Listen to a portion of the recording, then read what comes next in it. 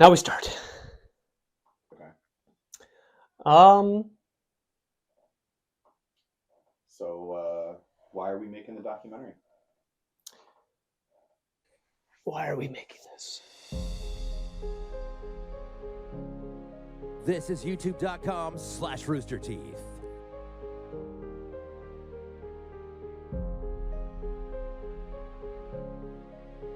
Shadow16 is a legend. He's been around since the very beginning of Grifball itself, and He has more championships. I think the last time I counted was 17. What? 17 Yeah, championships? 17 championships. They're going to try and wear Green Army Junior down. Yeah, well, so far this might be it. No, so close, and it's going to be open, and they get it. No, he missed the jump, and he's going to toss it over. What a play! Well, once again, this is Shadow16, Captain of EC's Pie. Give it up for the champions of RTX 2015. And the winner is ChrisTDickson.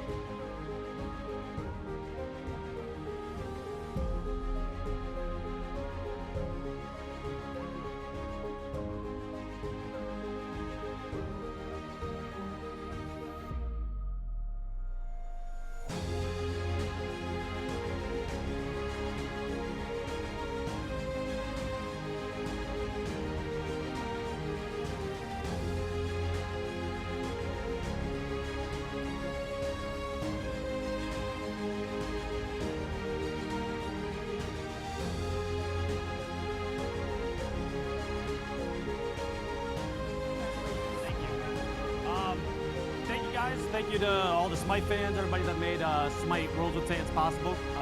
2 years ago, when I decided to take this shot at full-time streaming, and my my wife gave me the opportunity to do this, I didn't imagine I'd be here 2 years later. But yeah, thank you guys. I appreciate it.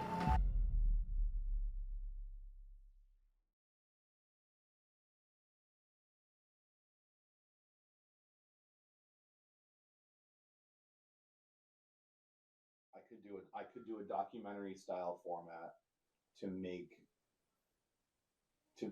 this movie length presentation about your career. I think somebody was asking in chat. They were just asking. They redeemed story time, and they were asking about the process. It was somebody that was new to the stream. They were talking about how I'm playing video games for a living at 36 years old. And I was sitting there that night and I was thinking about it. I'd already told them like the brief story, and I was like, what am I going to tell the kids as to like why I get to stay home with them? So it's like, I think I was sitting there and I started this process at 16. And I realized that was almost exactly on my birthday. So it was September of last year, somewhere around there, when we were talking about creating for a living. And it had been almost exactly 20 years since I realized I wanted to do something in gaming for a living. And pairing that with my dad dying, I think the only thing I have from him is a single voicemail that he sent me, and then some notes that he wrote us while he was working away while we were kids and whatever. Maria got me this picture with a signature on the bottom that said "Love Dad," and it was in my dad's handwriting. And I was like, "How'd you get that?" And she's like, "I found this notebook of." It was almost like a diary. He wrote us notes. We never got them, which is weird and par for the course for my dad. But we never got them.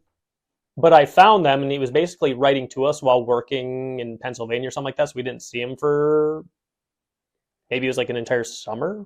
I don't even remember it. But then when she got me that, I was like, oh, so I was like, I only had those to remember him by. And I was like, it made me feel better about making content because fast forward 25, 30, 40 years, however long, when I don't exist anymore, my kids are going to feel the same way, but I am going to have an entire channel, streams, thousands of hours of content that they would be able to just look back on to remember me by, and I don't have any of that. So I think that was why I was like, I kind of want to tell the story since it gets asked so often. Because a lot of people come in the stream and they only see the success that we keep having year after year, but they don't see the 20 years that I tried to make this into a living and failed for 20 full years and then ended up figuring it out in my 30s. So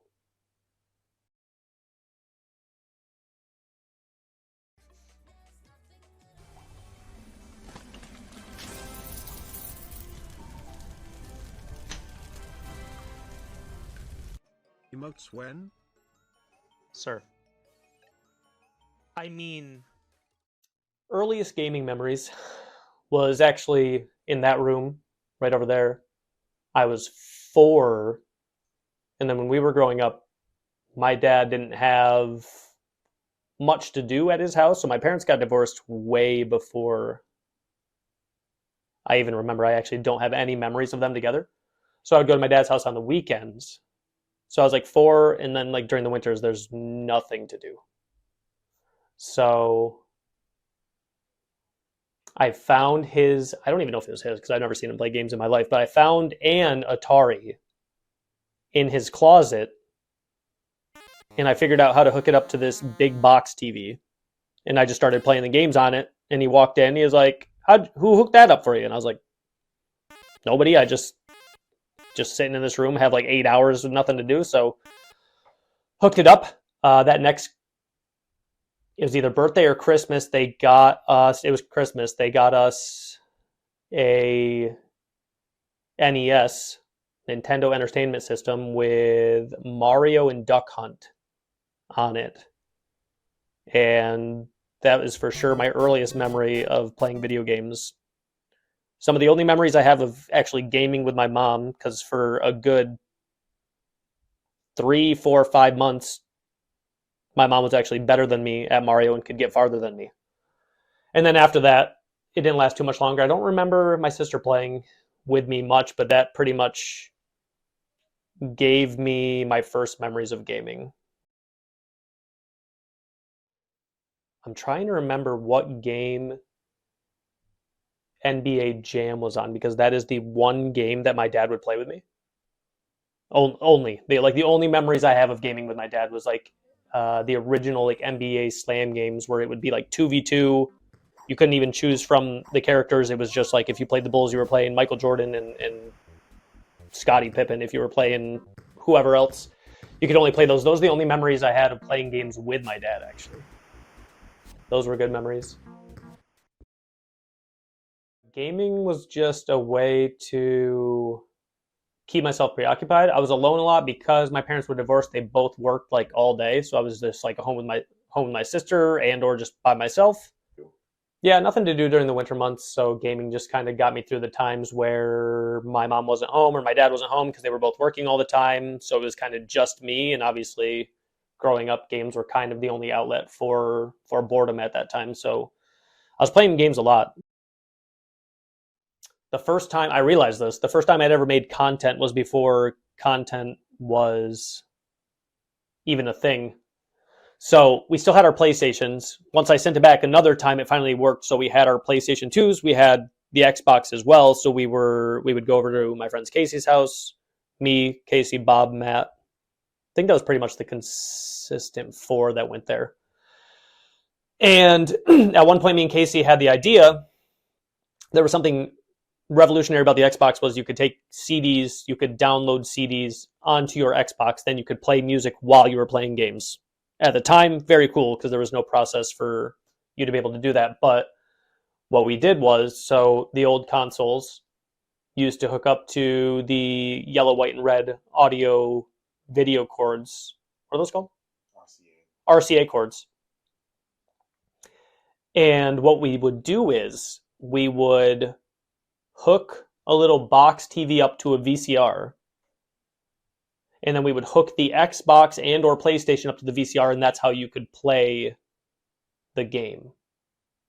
But then what we started to do, and what we realized we could do, was during certain cinematic parts, like let's say we were making a video around Final Fantasy VIII or Final Fantasy X, which are very story-based cinematic games, we would play it and record it, and then we would play songs that we liked during the cinematic parts. So we would play, like during Final Fantasy VIII, for instance, we would make a video because the stories were very, almost felt like movies. It was probably the first games that I played where you were actually playing through a story that mattered. You cared about the characters. It wasn't just playing to complete the game. And so like I would play through Final Fantasy VIII as an example, which was my favorite game at the time. And then when it would come to like the first one I can remember is the disc 1, there's like a, very early on, there was like a dance scene where where the main character goes to a dance. And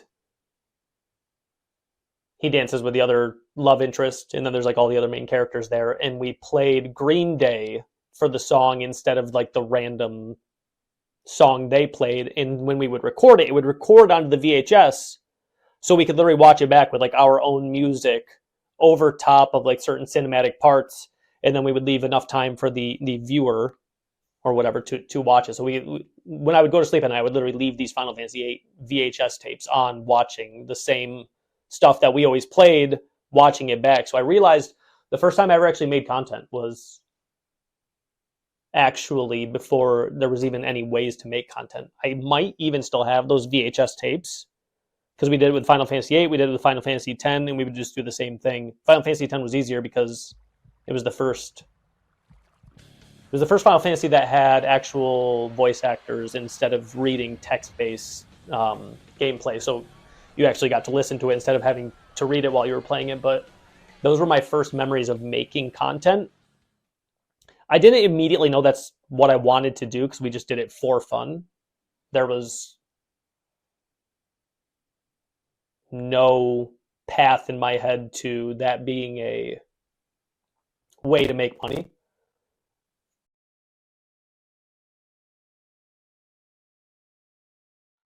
So yeah, so we would either game at their house or my house. My mom just stayed in her room and let us pretty much have the entire house to ourselves. So we had people in the living room, we had people in my bedroom, and then we had 3-4 TVs, something like that, or at least 2, 3. And we had 2 computers. We had a computer in the living room, computer in my room, TV in the living room, TV in my room, and then we would do... That's probably when we started doing LAN Halo 1 parties.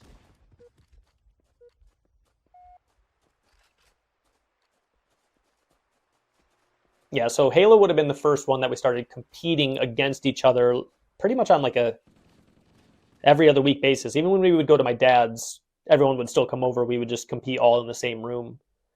And I remember we used to have to try to split up the teams fairly, because I was dropping, games would be to 50. I would be dropping 25, 30 something kills.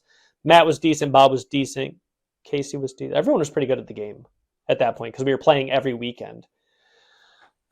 And at some point, I started going to Steve's, and we would just play 1v1s against each other. And that started to get him really good at the game. And he started to get good quick as well.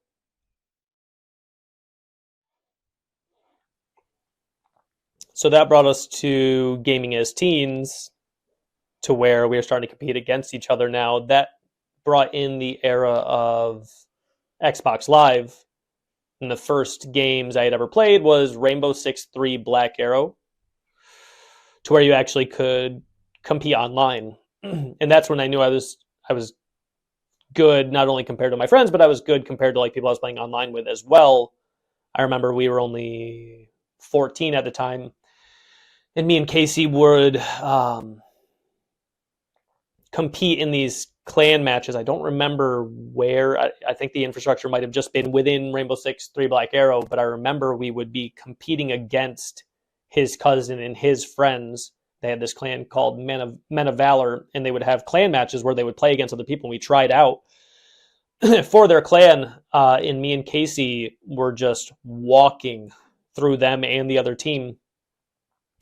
But they didn't pick us up. I don't know if it was just because we were younger or what it was, but I remember every game with the way Rainbow Six was, it was deathmatch, but they were by rounds. You only had one life. And every game, me and Case were going 11-2, 7-1. Like, we were just walking through these kids that were much older than us. And I remember that's what I liked about competing, was it was the first time, especially when you're growing up as a kid, like, you don't compete against older kids at anything. You just don't. Like, them being older, even if it's only by a year or two, it's like that's a big deal in terms of competition. This is the first time where it was like, I remember being super disappointed. I was like, oh, so do we have a spot? And they're like, maybe next year, man. And I was like, thinking to say, like, I'm better than you. So, okay, I guess. That was the first time that we actually started competing, was through Xbox Live. And then after that, it was probably the first time I recognized how good I was, and then also how good Steve was. When me and Steve first realized we were very good at Halo, it was when Halo 3 came out. We hit level 50 again, both of us. And we were at school, and our friends, there was a mutual friend, I think it was Aaron, said, I know you guys think you're good at Halo, but one of my friends or somebody I know just moved here, and I'm pretty positive they're better than you. And I don't know if this is when my competitive phase or whatever part of my life or influenced to be competitive started, but immediately I was just like, set it up, we'll go wherever. So we actually met at Dave's house to, I don't know why we went to Dave's house instead of somewhere else. I think it's because he might have been the mutual friend, actually. It might have been Dave. And we set up a 2v2, and we were like, you can choose the map, you can choose whatever, it don't matter. And it didn't. So me and Steve played against Sean and Jordan. I think they both moved here at the same time. Their parents knew each other, something like that. But they both moved here at the same time. I think it was military, possibly. And it wasn't close. I don't remember exactly what the score was, but I think the 2v2s were to 25, but it wasn't close. And that's, again, when we knew that, or that's when we started to question how good were we compared to anybody. Because at that point, like, you're 13, you're arrogant, you're just like, I think we're just better than everybody at this game. Like, anybody, doesn't matter who.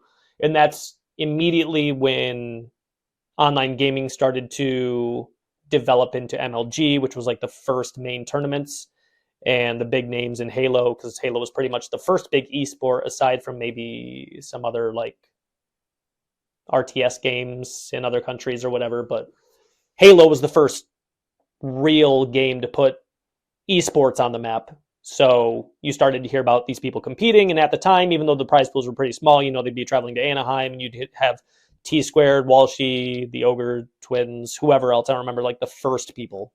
I know for sure T-Squared and Walshy were some of the main names on their teams, and they'd be traveling all around competing, and we were like pretty sure we'd beat them too. That there was no doubt. Like I said, we were young, we had not lost to anybody. And somebody told us about local tournaments here in the city near us, 2v2 tournaments. And we were like, perfect, because the issue is we were probably 4 years too young to, like, there's no possible way during school or whenever this is happening that we're going to be traveling to MLG Anaheim to compete for, I get it, at the time it was like a 50K prize pool. At the time, at that age, that's a lot. Nowadays, prize pools have to be upwards of 1 million to even matter, but we were just a little bit too young. We were like 14, 15 at the time.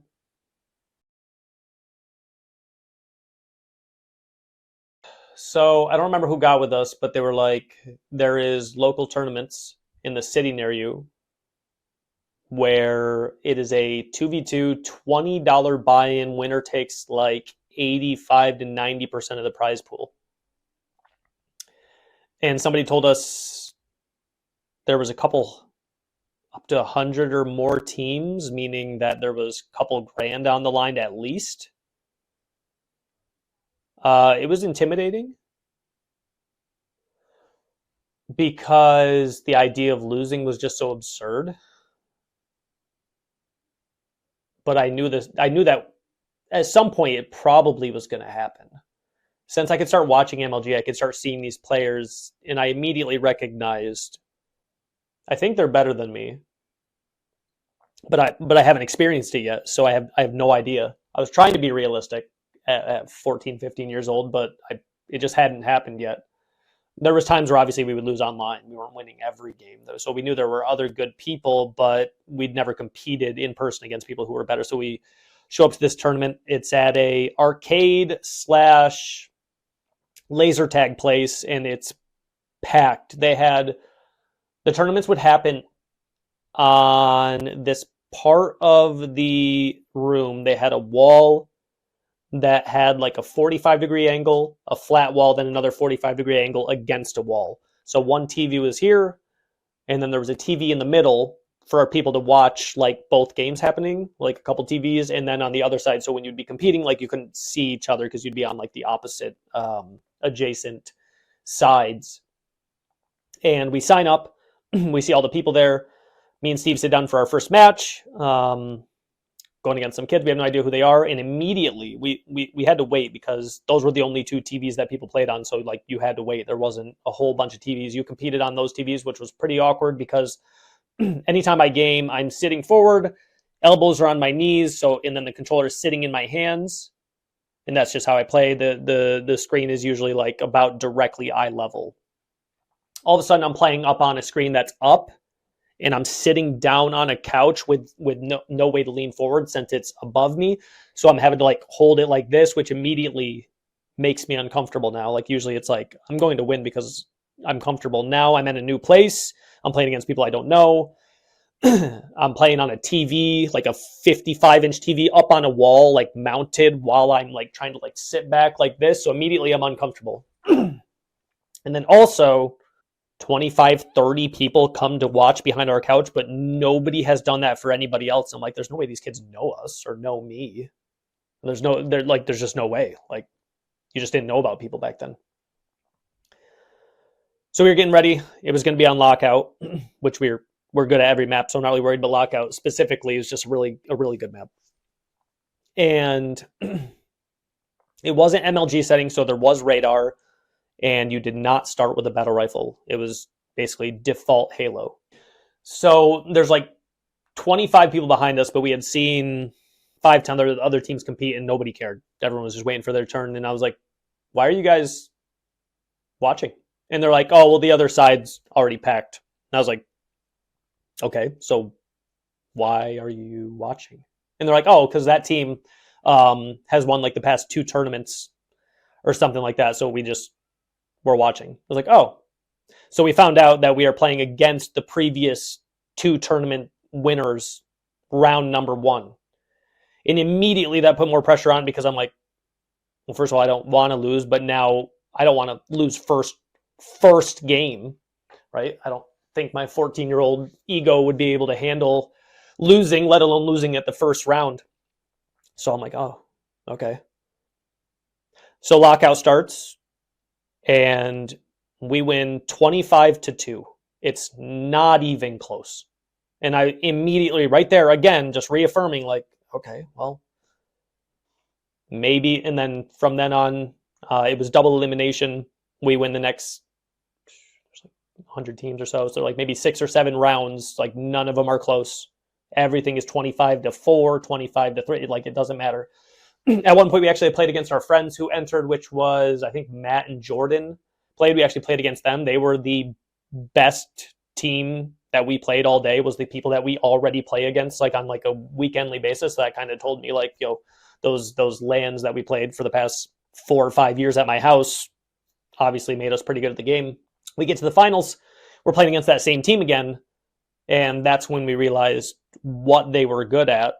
The map, always random selection, was Zanzibar, and considering it wasn't MLG, and considering you didn't start with a battle rifle, you started with the assault rifle, which was not long range.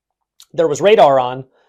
They controlled the main base of Zanzibar because it's pretty much a beach, and then a beach path to the main base. They got control of the snipers, and I think we ended up losing 25 to 22-ish. We just could, once they got control of the base, they were good at sniping. So there was no path in once they got the snipers and controlled the base, which meant they controlled the weapon spawn. So that was our first loss ever, and it was just like, whatever, not really worried about it, right? It's just, we've already beaten them on a map that was harder to control because you couldn't just control a whole half of the map with a long range weapon while you're stuck with no long range weapon. So it was just like they just controlled a aspect of the game that didn't have much counterplay to it.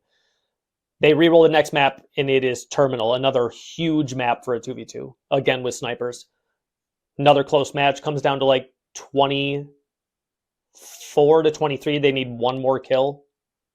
They have the snipers. There's a terminal spot where there's a parking garage. There's only one entrance, which is a ramp up. So they have one person with a sniper at the back of the terminal place pointing at the ramp, and then one person just looking out across the rest of the map, and there's no sniping spawns. I get an overshield and get in a warthog and start driving through the middle of the map, just hoping not to get sniped, and Steve actually was able to run up the ramp and throw grenades into the back of the terminal, like jump up and just throw grenades, and actually got both of them, and we won.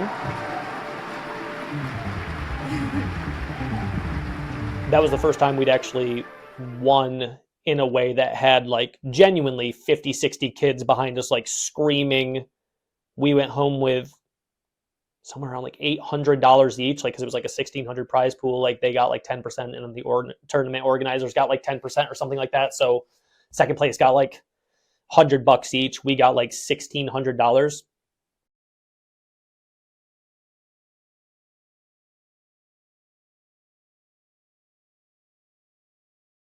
And then we went on to win every single 2v2 tournament for the next, they were bi-weekly. We went on to win every single 2v2 tournament for that entire summer. The last weekend of the summer, they stopped doing the 2v2 tournaments because people stopped showing up, because we just won every single one of them. That other team came in second place every time, and even they stopped showing up the last 2 or 3 times, because I guess they would spend 40 to sign up and then make like 100 back. I would still go, but they stopped for whatever reason. We don't know why, but they stopped showing up.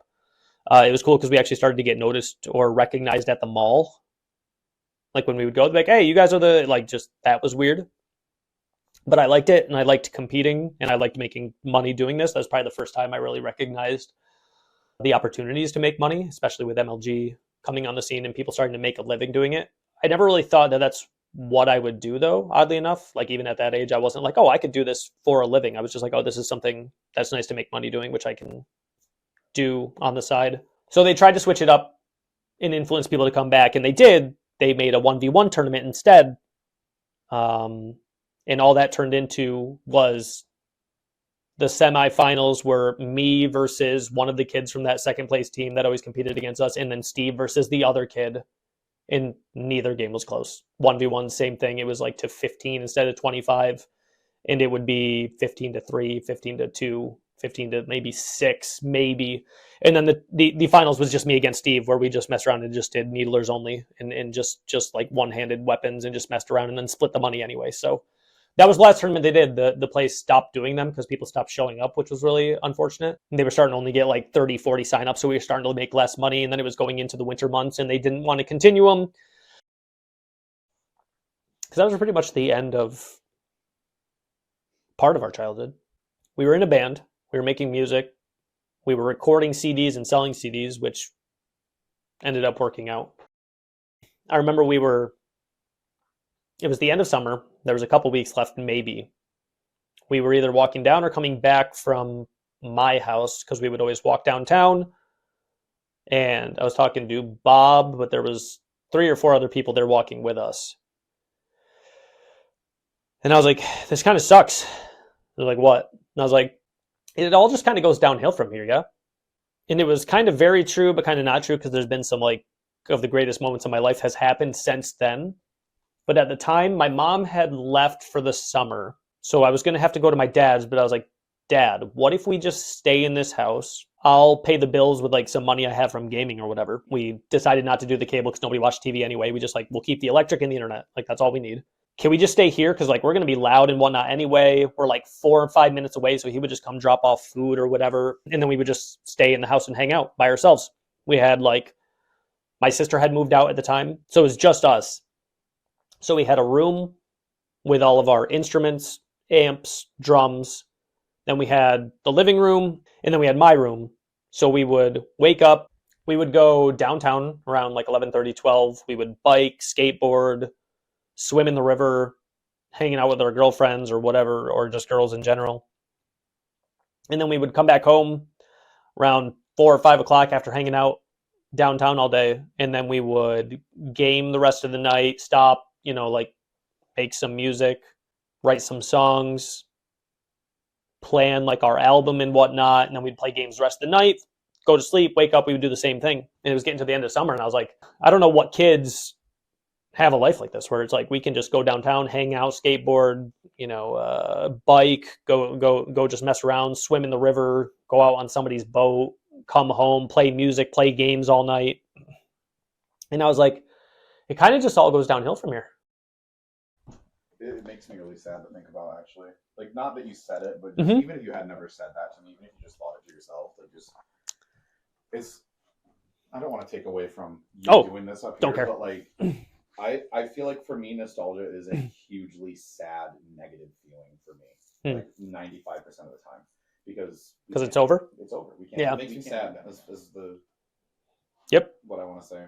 Not that I'll pretty much good. almost say that exact same thing soon. Not that things aren't good, like you said. Yeah, like Things the are best great. things are ever. Like I wouldn't trade this for that, but it's just like that's over. I know. And at I some would point, like- these I would moments are going to be over, and that brings me back to like why I'm making this. Yeah. It's like this is something I might want to watch in 20 years. Like, remember when we had this conversation just about all the shit we did growing up that led us to now? I mean, both of us playing games for a living. Yeah. With kids, though, like Yeah. it's wild. That's why I want to tell this story, because somebody's usual trolls were what makes pretentious, arrogance, whatever, like what makes you think you're important enough to do a documentary about yourself? I was like, I'm not. I just like the story. I think it's an interesting story. I like when you go and you hang out with your friends or you talk to your kids, at some point, like they want to know the story. Like my dad used to just tell me stories about his life. It would be very cool right now. Granted, not as interesting of a story. Sorry, Dad, but like I would like to know like what his story was. And if I could watch him tell that story now that he's gone, that'd be great. I have a voicemail and a notepad and maybe some photos. I don't have any videos. Like I don't have anything. If there was something like there's going to be 40 years from now, my kids are going to be like, damn, I miss my dad. They could watch hundreds of things right now, just like we were just talking about with like, oh, like you're sad a show is over. You can just watch it again, make it feel better for a little bit, whatever. Like they'll have the story. Why can I be home with the kids all day? Why can I be home with them? Why can I like instead when I was growing up, like, and I had like I said, when I was growing up, I didn't have them around a lot because they were all just working full time. My mom was doing her day job, then bartending at night. My dad was at construction all day. I had games. And now my kids are going to have whatever they want, but they're also going to have me here. Even if I'm not having a direct interaction with them, I'm home. At any time, I'm checking in with them, hanging out with them all day. They get to do that because of this story. So I think this story will be important when they're 35 like us, and they're like, wow, my dad got to be home all day with me, all the time. They're going to go over and make friends and go, oh, I'm going to go sleep with so-and-so's. And then it's like, why, where's your dad? And like, oh, he's at work. What do you mean at work? He's in another room. And they're going to be like, no, he's at such and such company doing such and such work. Yep. And they're going to be like, that's weird. It is. You'll have to be like, no, we're the weird ones. We're the lucky ones. Yeah, we are weird.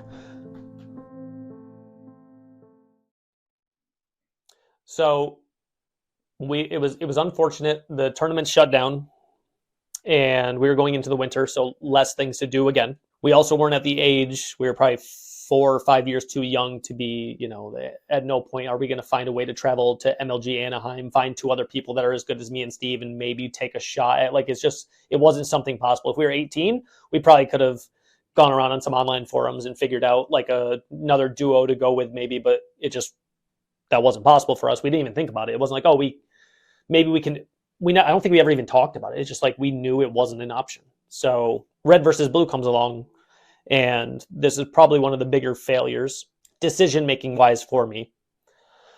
I knew at that moment after that summer, I was like, if I could do this for a living, that's great, because you're starting to get to the age where we're in high school. You got to start thinking about what you're going to do for a living. And I'm like, I'm making more than any of my friends, my peers, anybody in school, maybe anybody in school, playing games all summer. And God, we made a lot of money selling our CDs. Like, I was like, I don't want to go do construction again. I don't want to go do building decks again. Cool thing to experience and learn and whatnot. But like, I did not have fun waking up at 7 a.m. while everyone else got to hang out and whatever, and then go lay foundation for until 4 p.m. Like, I didn't like that. Good moments with my dad, like good memories of working with him through a summer and understanding how construction works and all that. Like, it was like, I didn't hate it, but like my friends got to wake up at like noon and play games all day until I got home. Like, right. So I didn't want to do that again. I was like, this summer was way better. Along comes red versus blue. We're like, maybe we can compete in online tournaments. There wasn't really online tournaments at the time. And if there were, it was kind of all MLG. And you kind of had to have a path into there, which we didn't really have. So Steve became a really big fan of red versus blue. Red versus blue was basically a content medium of Rooster Teeth, which was them making shorts, animated skits done through the game of Halo. They would make characters, they would make stories, it was comedy based. And I think arguably at the time it became the most popular content medium at all. So they had a character named Griff. They made a joke about something called Grifball, and at some point they're like, we're going to make a game type called Grifball. And me and my friends were at the time were like, Halo's the most popular esport. Red versus blue is the most popular content pretty much in the world right now. We could probably just get very good at that game, and then maybe something will come of that. So that's what we did. We signed up for this Grifball tournament. They had the makers of Halo in the tournament. They had the makers of Red versus Blue, or it wasn't a tournament. It was a league. Like, you had to play week by week and play people in these matches leading to a championship. Bungie, who made Halo at the time, was in the league. The creators of Rooster Teeth were in the league. So we were like, yo, we'd be able to play against some big names. And if this takes off, which it seems like it will, because Red versus Blue is the most popular, Halo is the most popular, here's a path to, not popularity, but here's maybe a path to something, because we don't have an opportunity through the MLG path. So we call up my friend Corey, my friend Sean. We immediately start playing the game, Grifball, every single day. We start playing in the league, which is the weekly matches. We are winning. Games were to 9. It was basically a Halo custom game where you had a hammer, a sword, and then a ball. You had to score the ball in a goal. Basically the simplest way I can describe it. And right away, I found success in that game as well, to where I was the 3rd highest KD in the entire league. There was over 1,000 teams that signed up before, so there was 4,000 or 5,000 or more people. It might have been 1,200 teams competing. And I was top 3 in the entire world of teams that were competing here in KD. They were writing articles about us. So this was very cool. We're getting talked about by the people that make these games, these really popular games. We're starting to get known. Our names starting to get known. We named our team Grunts of Fury. My name at the time, that's when I developed the gamer tag Shadow16. Steve was Blade. Sean was L Driver, and then Corey was Young Nasty Man. And that was what my gamer tag was for a good while, until I transitioned to content and changed everything to my name. We went on to play Bungie, and this brings me back to the story we were just talking about. I played Bungie that night. We beat them. And all of my friends after were talking about how excited and how great this was, and I agreed with them, but I just felt really down. And I was like, this moment is over, though. That's what sucks. And still to this day, I got to play the makers of my favorite game, the most popular game in the world at the time. I got to play the makers of that game. And now it's over. And I'm like, it just sucks that it's over. You know what I mean? It's such a cool moment. And I was just not as excited about it being over. They were just happy it happened. I don't know if that's a bad way to think or not, but that's just how I felt. I was like, damn, man, it's over. We had more things to look forward to. So, I wasn't depressed. It was just this weird feeling of something we had worked towards, we finally got, but now it's like, now what? Well, we did have other things, so there was more now what, but we went on, we played Bernie Burns and all the makers of Red versus Blue. We played them, we beat them as well. We got to the tournament. No games were really close until we went against this team called LIE. We beat them 5-4. Then we got into the championship. The championship, if you won, you got Recon Armor. Recon Armor in Halo was the armor that you only got if you made the game, or maybe they gave it out if somebody made a cool content, or maybe if you were an MLG pro. So it was like a couple million people. I think I remember they used to have that map that would be lit up. They would show how many players online, and it would say like a couple 100,000 at any given point, a couple million per day. So you'd be like one of a couple million that would have that armor. We got into the game, we got washed. No idea. Wasn't even close. Come to find out later on, competing throughout Grifball, that this was before there was any neutral hosts. So whoever had hosts had a huge advantage. And that's probably why I was so dominant at the game, because we all lived in the same town. So Halo probably chose somebody that had the closest blah, blah, blah. And for whatever reason, maybe my network distinguished that, because I could tell immediately once I started doing neutral host, we lost a big advantage. And it probably always went to me, because I thought I was a prodigy at this game. I'm telling you, like anytime I played, had an interaction with another person, I was winning the interaction. And a lot of it had to do with host, because the way the game worked, everything came down to like microsecond interactions. And if you have host, you're winning that interaction. Your response to the server is going to be faster than anyone else's, because everyone's responding to yours. That's pretty much how it worked. We did not get host. And we could not figure out why we could not kill a couple of their players. Like, we just could not. Like, everything that was normally working was not working anymore. We lost 7-2. It was the first time I had ever really lost. Those tournaments we won, all the online, hitting level 50, everything had led to that, and we lost. It was easily like the most disappointed I've ever been in my entire life. Because we're talking, throughout all the stories I've told, we're talking 3 to 4 years now of like online gaming, competing against friends, competing against other kids we don't know at school, competing at tournaments in the local city, even competing online, getting the highest level, and then going to Grifball, where we are just dominating everybody, to we just lose. It wasn't even close, like genuinely not close at all. And it was easily the most disappointed I've been in my life. I remember turning off after, and we were just sitting there, and I was like, this is awful. I wasn't depressed, but I don't know how to describe the feeling other than just like immense disappointment. Like, just like I didn't want to do anything. I didn't want to play games. I didn't want to. They got Recon Armor. They were getting interviewed by the makers of the game, and now we're just going to be the team that came in second place.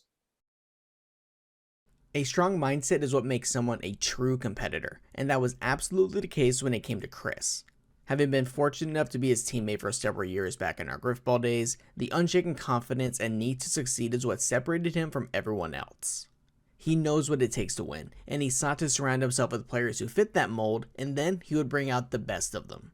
You would never hear him say that we can't win this game or berate someone for their mistakes. It was always, here's where we're getting beat, and this is how we need to adjust. It wasn't a blame game, it was problem solving. What is in our control that we can improve on? We revolutionized how Grifball was played in Halo 4 with the introduction of passing, and he was a central figure in that transition. Whether it was something we planned or just an in-the-moment decision, he wasn't afraid to try something new, and those early years of Halo 4 were some of my most fond memories of Grifball. We made plenty of mistakes, but you never know if you don't try, so we tried everything that we could think of. Having been unfortunate to also play against Chris for many years, I can say that as an adversary, he was a complete pain in the ass. He would love to find new and unorthodox ways to win, but his guard was always up, so whenever you tried something new against him, he would always be there to screw up your highlight. He may not have had the best numbers on the stat sheet, but it didn't matter because he showed up in the big moments. He was a rock. You couldn't trash talk him to get into his head or pressure him into mistakes. He excelled under the pressure. To see him here today as a successful content creator was never in doubt when he made that commitment. He has a set of qualities that breed success. I saw it firsthand over a decade ago, and nothing has changed. Luckily, they decided to keep doing seasons, and I was like, okay, well, we're winning this next one. And we did. We won the next season, unfortunately for us. Red versus Blue got more popular and decided to start to step away from Grifball a little bit to where other people took over. And it wasn't as important since Red versus Blue wasn't, the makers weren't really a part of the everyday process. They had other things to work on, like the content they were making, so they weren't as involved in the process. So we won. There wasn't any armor. There wasn't really much recognition. The guy who was running it for them at the time kind of stepped away like right as we won. So it was kind of like, yeah, we won. We won it all. And there wasn't really anything. No announcement. No, it was just, all right, next season will be in like a month. And it's like, okay. Some other guy took over and he kind of tried to, it was Jack. If you guys know Red versus Blue, it's Jack. Jack took over a large part, but at the time he was new to Red versus Blue. He started running the leagues for a little bit with Caleb or Mukau. And at that time I stepped away from my team of friends for the first time to join a super team, which was basically the top player from this team, the top player from this team, me, the top player from this team, and then the top player from this team. Literally just taking like the 4 best players and putting them on a single team. That was rough. I was stepping away from my IRL friends who maybe like at the time weren't taking the game as seriously. Like we had finally won, and they're kind of just like, yeah, we'll just kind of just play again this year. And I had to tell them like, I got an offer from a team to play on a super team, which is basically the 4 best players, 4 best KDs, highest scorer, best defender, everybody just going to this one team. I don't really know how to describe how I felt about it. They were obviously disappointed, probably mad, is fair to say, but I went on to win that season as well. It started to pick up. There were still thousands of teams competing every season. I went on to win 3 championships in Halo 3, 3 championships in Halo Reach, and then on Halo 4 they introduced a bid league because, again, people were starting to sign up less because it was the same people winning every single season. So they did a bid league. Bid league meaning a captain would sign up, be accrued a certain amount of points, and then you had to bid for players, meaning that the top 4 players would never be able to be on the same team because somebody would have enough credits to make sure they got on that team. They did that to separate the top players. I still went on to win 3 championships in Halo 4. And by the end of Halo 4, 2 LANs later, I won the $1,000 LAN and the $5,000 LAN. Victory for Easy as Pie. Ladies and gentlemen, your RTX 2015 Grifball champions right here. Digital Pain, Shadow S16, Godless, and Man Cannon. Give it up for the 2015 champions. Right. But I realized, Austin, Texas. Not that it was a waste of time because I met a lot of great friends through Grifball. And I achieved a lot of things. I helped run the league for a while, which was good for me as developing me as a person, a leader, and just working within like a community like that. But I met some of my best friends, people I still game with today, literally people who are mods in my stream through that community. But I realized how much of a mistake it was to invest that amount of time into that from a standpoint of wanting to become a professional gamer or whatever I wanted to do, but make money doing it.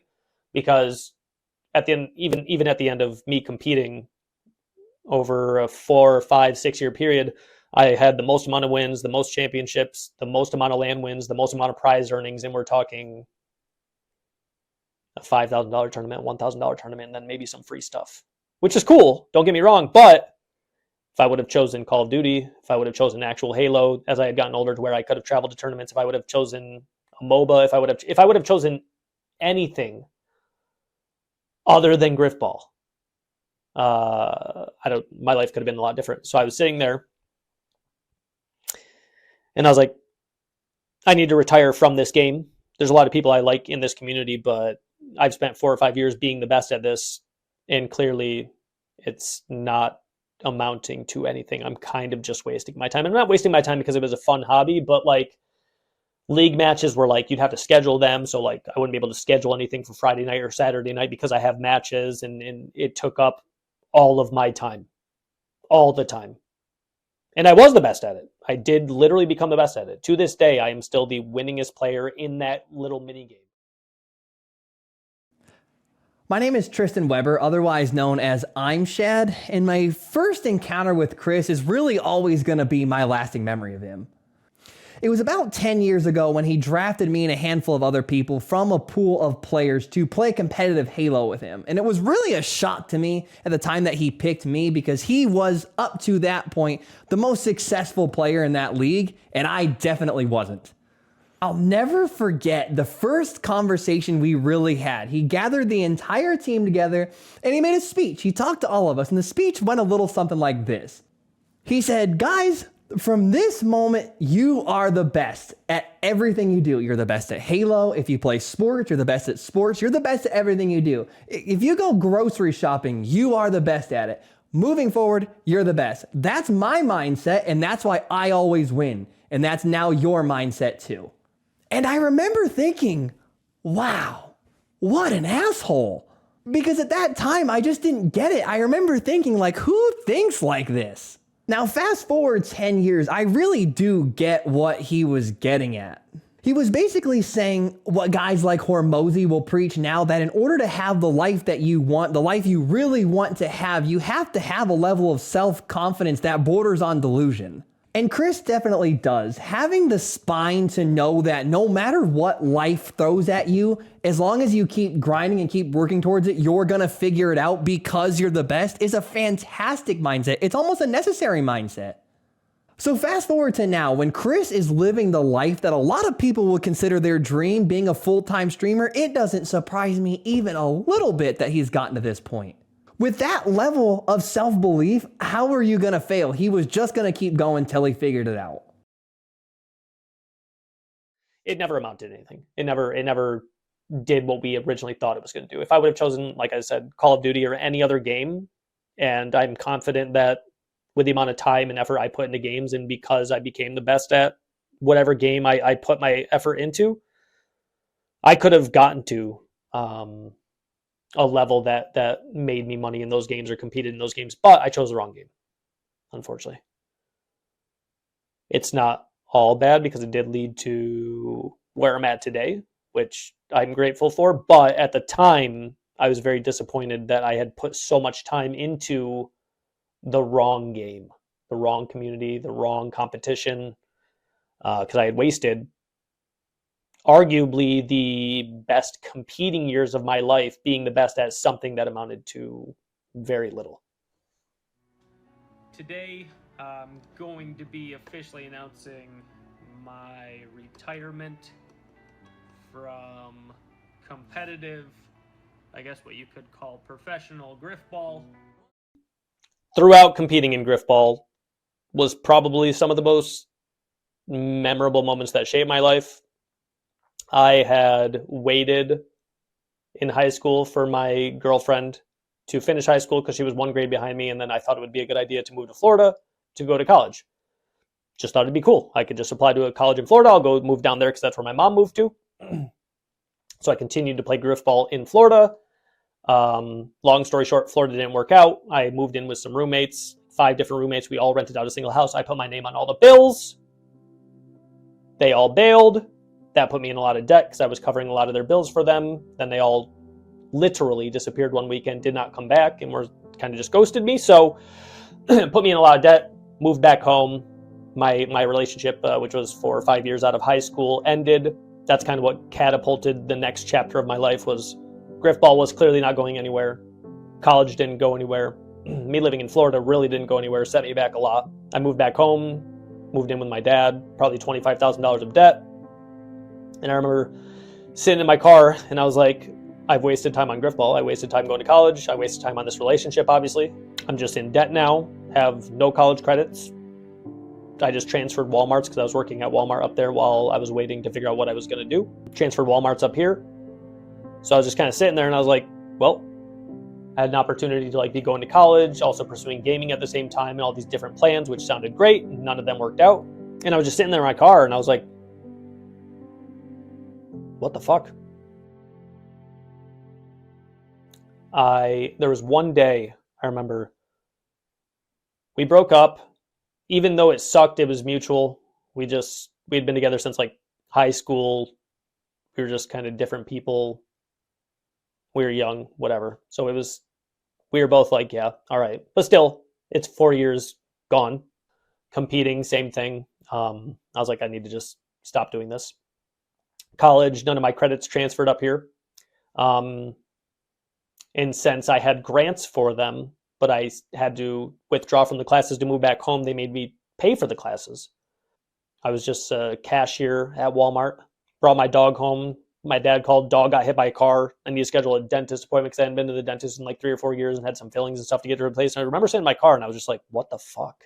Like, I was so... I've never really lived my life as like a, oh, poor me. But there were so many circumstances of things I had opportunities to go right in the past like 2 or 3 years, and they just didn't all at once. And I was just like, what the fuck do I do? I applied for a local semi-pro football team to start doing something. I negotiated down debt, so I learned a lot about debt management, debt collections, blah, blah, blah. I managed my debt process. Retired from that game and just started making content on the side just for fun with my YouTube channel. My dad paid off some of my debt for me, so that way I could pay him, because we were doing some math one night while I was at his house. And if I was paying like whatever I could, I was still going to be paying it until I was like 31. And I was like, can you just pay this additional like $7,000 off that I haven't negotiated down, and I will just do literally nothing but work full time and pay you back so that I have no interest? And he's like, yeah, that makes sense. Just pay me everything you have except for like what you need to whatever, and just pay me back, and then you're good. Like, all right. So luckily, thanks to him, I just started working like 40 hours at Walmart at the time. Met this girl named Maria. We started talking. She had just gotten in just had a relationship and out of high school as well. We got to talking, started dating a few weeks, maybe a month later. The first time that people still ask me this, they're like, how did you tell your now wife that you were a gamer? And I was like, well, I've never been insecure or ashamed of gaming. Yeah, it wasn't like a secret or anything. I can't remember exactly what he said, but yeah, it was, I think before we even dated, when we were just like best friends. So, but like the first time I remember that like those paths crossed to where like it wasn't just like, oh, I play games, but like I play games, like I compete in games. She wanted me to stay at her house later than anticipated, but like I had said in Grifball, I had matches. I had a match at maybe 8 or 9, so I was like, I can't stay. I gotta go. So I was leaving, and then as I'm driving back, somebody texted me like, oh, a player can't make it or something like that, and I was like, oh, okay. So I drove back, and I was like, so I actually can stay. And she asked why. And I was like, well, I compete in gaming, and we had matches tonight. And it felt like a lie because I didn't tell her that at first. Like I said, I wasn't ashamed, but I mean, like I still didn't want to say like, sorry, can't stay and hang out with my new girlfriend. Got to go play games, right? And like that was a moment too where I was just like, there was another year I think that I did still compete in Grifball before I actually decided to fully retire. Because I remember even getting into the apartment, like my friends and girlfriend at the time would still be there while I was gaming. So I do remember it was like another year or so that I did compete, but I was making the decision to retire. I think I did it for content at that point, but I still knew it wasn't going anywhere. But like that was the first time I explained to her that I am into gaming. I don't think she was a big fan, at least early on. Cool, that's what you like. I like books. I used to collect rocks when I was a kid, like.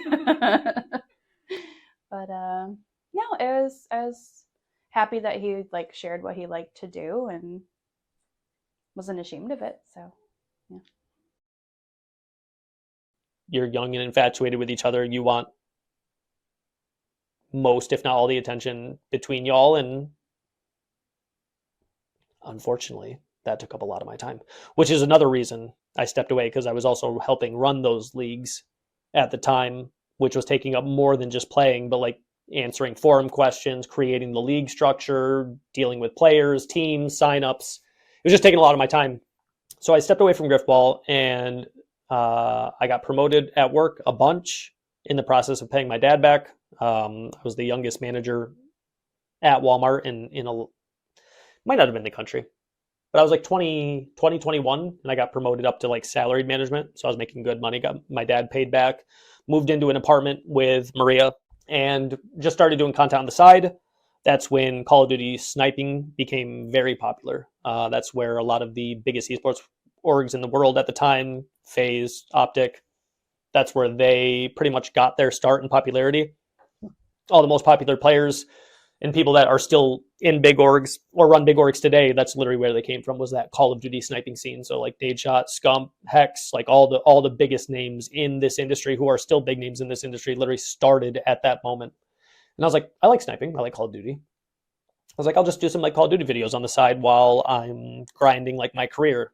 So I guess the idea of making a living playing games kind of took a back seat, but I did start to see opportunities arise in this Call of Duty sniping scene. So I was like, I could probably get good at sniping. So I did. I got good at sniping. And I was like, maybe I'll just start to get my name into these scenes.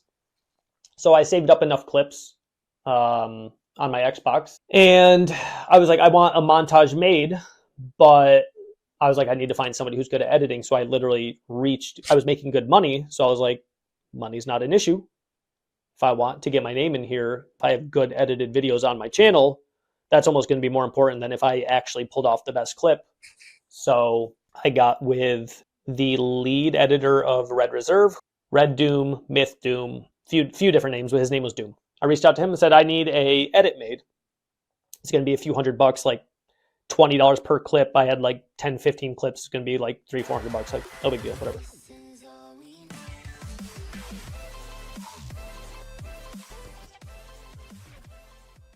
So I get talking to him about like what I want done. He just starts telling me about stuff he's working on. I start to ask him about esports orgs because I'm interested. I'm also in business, so I'm also seeing esports orgs start to pop up. So I'm starting to study the esport organization business as a whole, how it works, how they make money, what happens with it. So every day I'm just trying to figure it out because it's in line with what I want to do.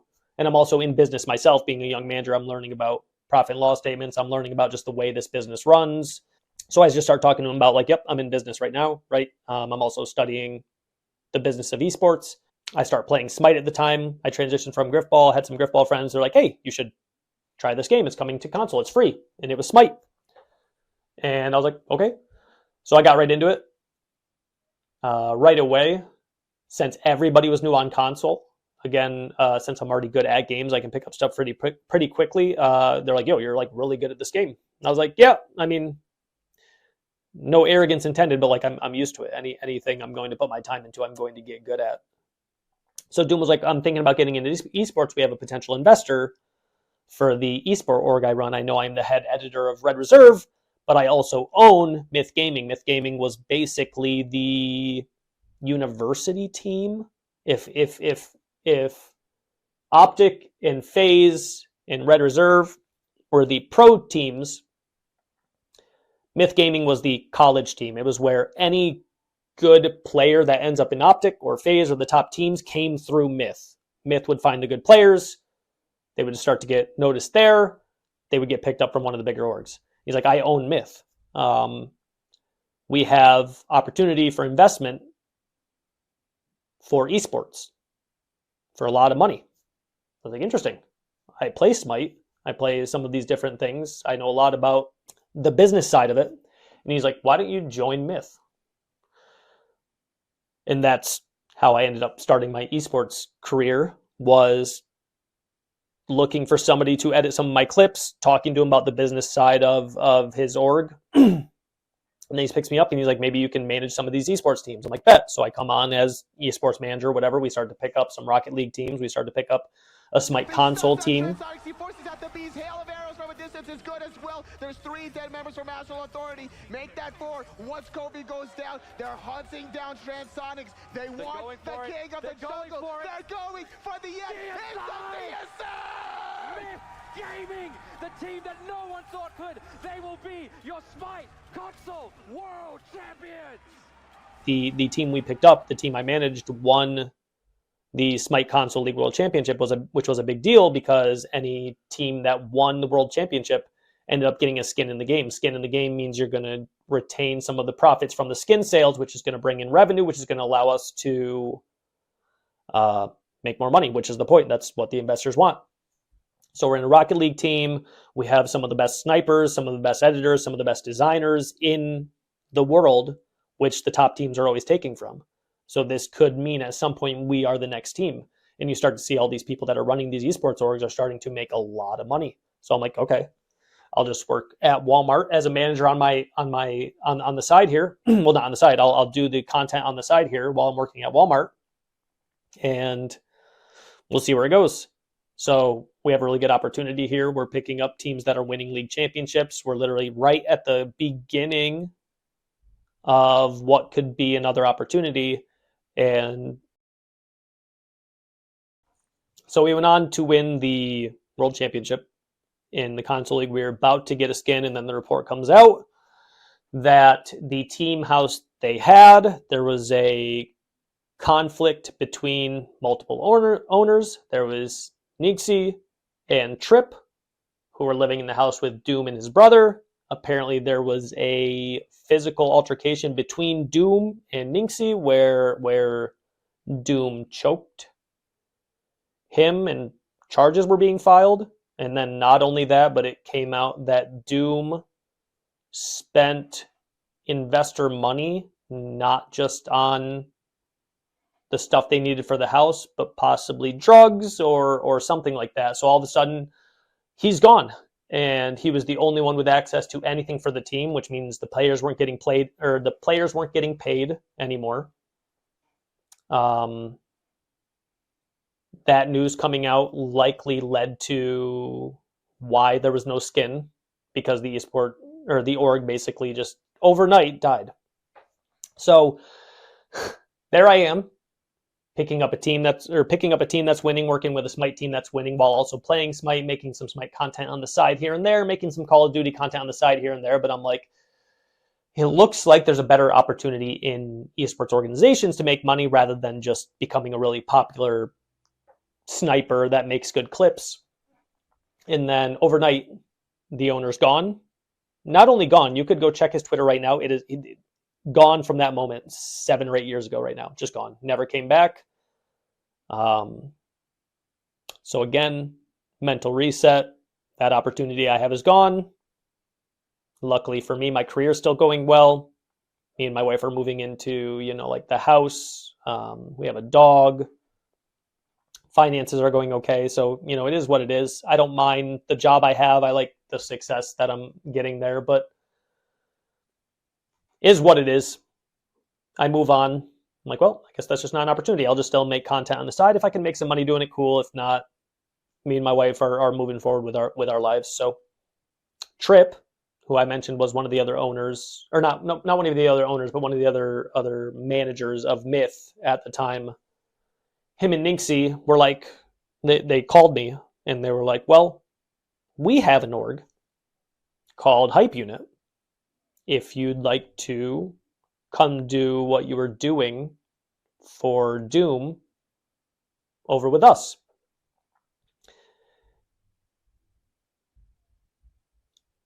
I sat there, decided if I wanted to reinvest my time, and I did. So I joined Hype. Hype had a lot of really good people in it. Same thing. It was in the sniping scene. And they wanted to get into esports yet again, but this time with no investment. So not only did they want me to run the esports side, but they wanted me to run the partnership side, and they also wanted me to run like the business side of it. We need to find a way to make money, so that way we can afford to get players, which means we can afford to be in esports, which means we can make money, et cetera, et cetera. So I start working with Cope, who is another manager there. And we start reaching out, trying to find sponsors, starting to find, we get a deal with G Fuel, because luckily our content side is doing well enough to where we are getting a lot of attention on our tweets, which is what G Fuel, which is an energy supplement company at the time, wanted to see. People use our code, we get paid. We use that money, grab players, get them free product, see if they win, take a small cut of what they win, make more money, try and do the same process over and over and over. So very quickly, we found a lot of success. Enough success that people from 100 Thieves, people from Optic were literally talking to me in DMs or in emails about what we're doing as a small org. It's great to see small orgs in the scene coming up. When I joined, it was like a 7,000 follower sniping org. Within like a year, we were already up to like double that, 13 to 15,000. We picked up the #1 Smite console league team, the #1 Paladins console league team, the #1 Paladins minor league team, the #1 Smite minor league team. We went into the Overwatch minor league scene. Most of the minor leagues, if you're wondering why it's like minor leagues and console league teams, because if you wanted an opportunity to compete in any of the big esports, you're going to be looking at the time minimum a 1,500 to 5 to 10K salary per player per month, which means you'd have to have a lot of either investment or have a lot of success in the esports that you're in. So being in these smaller scenes can help us build a name, make us make a small amount of money, hopefully build that into something bigger. And we had a lot of success, like a lot. Again, on the fast track to maybe I can do this, me and Cope reach out to partnerships that org our size should not get. We are just emailing everybody, any big company, you want to work with us? Have you ever worked in esports? And we ended up securing, to this day, one of the biggest surprise partnerships that any small org has ever got. We actually got a partnership with Papa John's where you could use code HYPEUNIT25 to get 25% off an online order. It was huge. It literally that partnership alone put us on the map. I was talking to Tony, who was a partnership manager with Optic Gaming, about how we secured that. All we did was literally just email them, or we started working with this representative from Papa John's. Her name was Sydney. We got Respawn Products, which was a chair company. We got there was a in-person gaming arena at Atlanta who partnered with us anytime we sent players there, since that's where Smite people competed. They were able to go there and like warm up / play for free. And we were doing all these big partnerships. All of our teams were doing well. Like I said, our console league team went on to win the World Championship. Our Paladins League team went on to win the World Championship. We had a fighting game scene of multiple players that were competing under us. I think at one point we had over 37 or 38 esports players on our roster, all of them making it to LANs, which put our name in front of a lot of people. A lot of big companies seeing like 25, 30 esports players from a single org showing up to an event meant there was a lot of eyes on us. So we were getting the brand Champion apparel reaching out to collaborate on some apparel. We were getting better deals for the opportunities we had. The reason why it was so surprising for the success we had is because we had no money. A lot of the other ways that you would get these big esports players or these big creators was you would have to pay them. We didn't have money. We had enough money to basically take a profitable venture, maybe it's this specific esports scene, give them stuff throughout the entire year, and hope that you're lucky enough to have picked up the team that won and take a small 5-10% of their prize pool in exchange for supporting them the entire year, giving them product, giving them chairs, giving them whatever, right? And maybe we'll make $5,000 off that. And then that next $5,000, maybe we can invest into paying players a little bit from a better scene and then keep trying to build that. And that's what we did for almost 18 months. I started to see the value that was coming in that org. I'm pretty sure at one point there was talks of buyouts where people wanted to buy Hype Unit as a whole for 6 figures. And what's funny is there was no doubt in our mind that answer was no, because we genuinely thought we were building this into something. The second we started to get those offers was the moment I was like, they were letting me run all the business side, which means I was in charge of all the financial aspects of the org. And I was realizing at some point I was going to be able to start affording to pay not only myself, but like the owners to continue to run it, because we were just doing this all for free, just in our free time. At some point, I realized the value and the spot I was in. And so I said, if you guys want me to continue to do what I'm doing for this org, I need 25% ownership. They agreed right away. There was no doubt. They were like, sure, yes, of course. So I drafted up documents with lawyers to get 25% of the company, and that made me owner. Stallion at the time, who I worked with, he was heading the content side. I explained all the success in partnerships in esports. He was heading the content side. He was able to pick up upwards of almost 10 or 15 creators that were pulling hundreds of viewers, hundreds of thousands of views on YouTube, just by offering them basically a network of other creators with the similar goals. God, when we were building Hype Unit, it was a crazy time. There was a lot going on. I think the streaming industry was changing a lot, and we wanted to just, you know, build and provide like I guess like a safe space, but like an excelled space for creators to really like grow and thrive. Really, just try and build an organization that works really closely with its creators, and try to provide opportunities that would get them out there, get themselves like more known.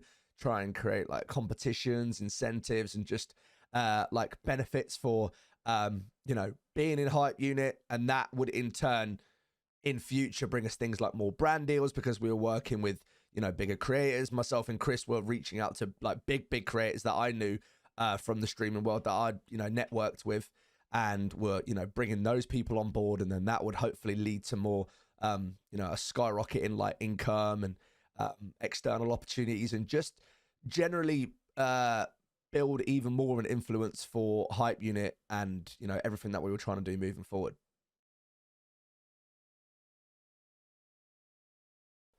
And people ask us all the time, like, how are you picking up these creators without paying them? And we're like, we don't sign them to anything. They can just be here if they want. If they're finding value with what we're bringing to them, cool. If they want to leave tomorrow because they have a paid offer, go ahead. But they opted to want to be there because of what we were doing, like as a community. We were building this esports org of network of creators, all through just the way we worked with them to try and help bring them money without paying them directly. The idea that they could be there without having to be there made them want to be there, which made them want to help the other people be successful. And then everybody sharing success is what led to us picking up more people, and it just exponentially increased our worth to sponsors, to investors, to where we get to the big moment where at the end of one of the SPL seasons, which is the Smite Pro League, Steven reaches out to me and he says, we have an esports org spot open and available. This is right around the time where I have an investment call, meaning somebody wants to pay us to run the org by giving them part ownership, where we would all maybe give up 5% each. They get 20, the other 4 of us own 20, and they're an equal partner. So they'll give us a stipend of money to run the org. We'll be able to start paying us. That'll allow us to pick up better teams, and then it all exponentially grows from there. The good thing about the Smite Pro League was they were paying organizations to run the team. So they would give us $200,000. We would pay each of the players $30,000-ish. Coach would get 20, and we would have $20,000 free dollars to do whatever we wanted to help supplement making Smite content. The good part about that is that would count as income for the org. And if we can show investors we are bringing in X amount of money plus $200,000 and paying these players, immediately that legitimizes our investment talks. So I have 2 or 3 investment talks lined up right around this happening. So I have to start negotiating with the players. So I start asking around other orgs, what are you paying your players? How much are you paying them? There are some orgs that are paying less and taking more, and I just want the opportunity to be in there. So I reach out to the players, who I still know now, and they didn't obviously know me at the time, and I say, we'll give you guys everything and we'll take the least. We will give you guys the most amount of money that Hi-Rez is giving us, and we will take the least from you, giving you the most amount of opportunity to keep more money than any org is offering. I'm starting to sign the legal paperwork with Steven. I'm signing all the deals. We're getting our graphics and everything sent in. So not only are we going to be getting $200,000 to pay these players, but our branding is going to be on the official SPL sites, on jerseys, on everything. It's our not only that, the game that I've now grown to love, that I was playing throughout all this time, which is Smite, I'm going to have my, since I am ownership now, my logo, and when I say my, it really is our, but like my logo, my stuff in the game that I like to play that people can purchase that will also bring in money. So these investment talks are going to be, to me, what makes this an opportunity for me to do this for a living. Because we're talking about hundreds of thousands of dollars per year to pay us on top of the career I'm already doing. I'm like, this could take over for what I'm doing. I don't have to be at work for 50, 60 hours a week anymore. At the time as well, my son was on the way, our first kid. So this would have been right around 2017, 2018. And then I reached out to the players again, hadn't heard back from them. And I just get a single message that just says, we're not choosing your org. Thanks for the offer.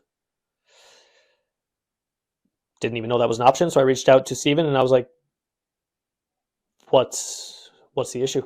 And he's like, we don't really understand why, but we would never force the players to sign with any org. We just felt like you guys were the best option.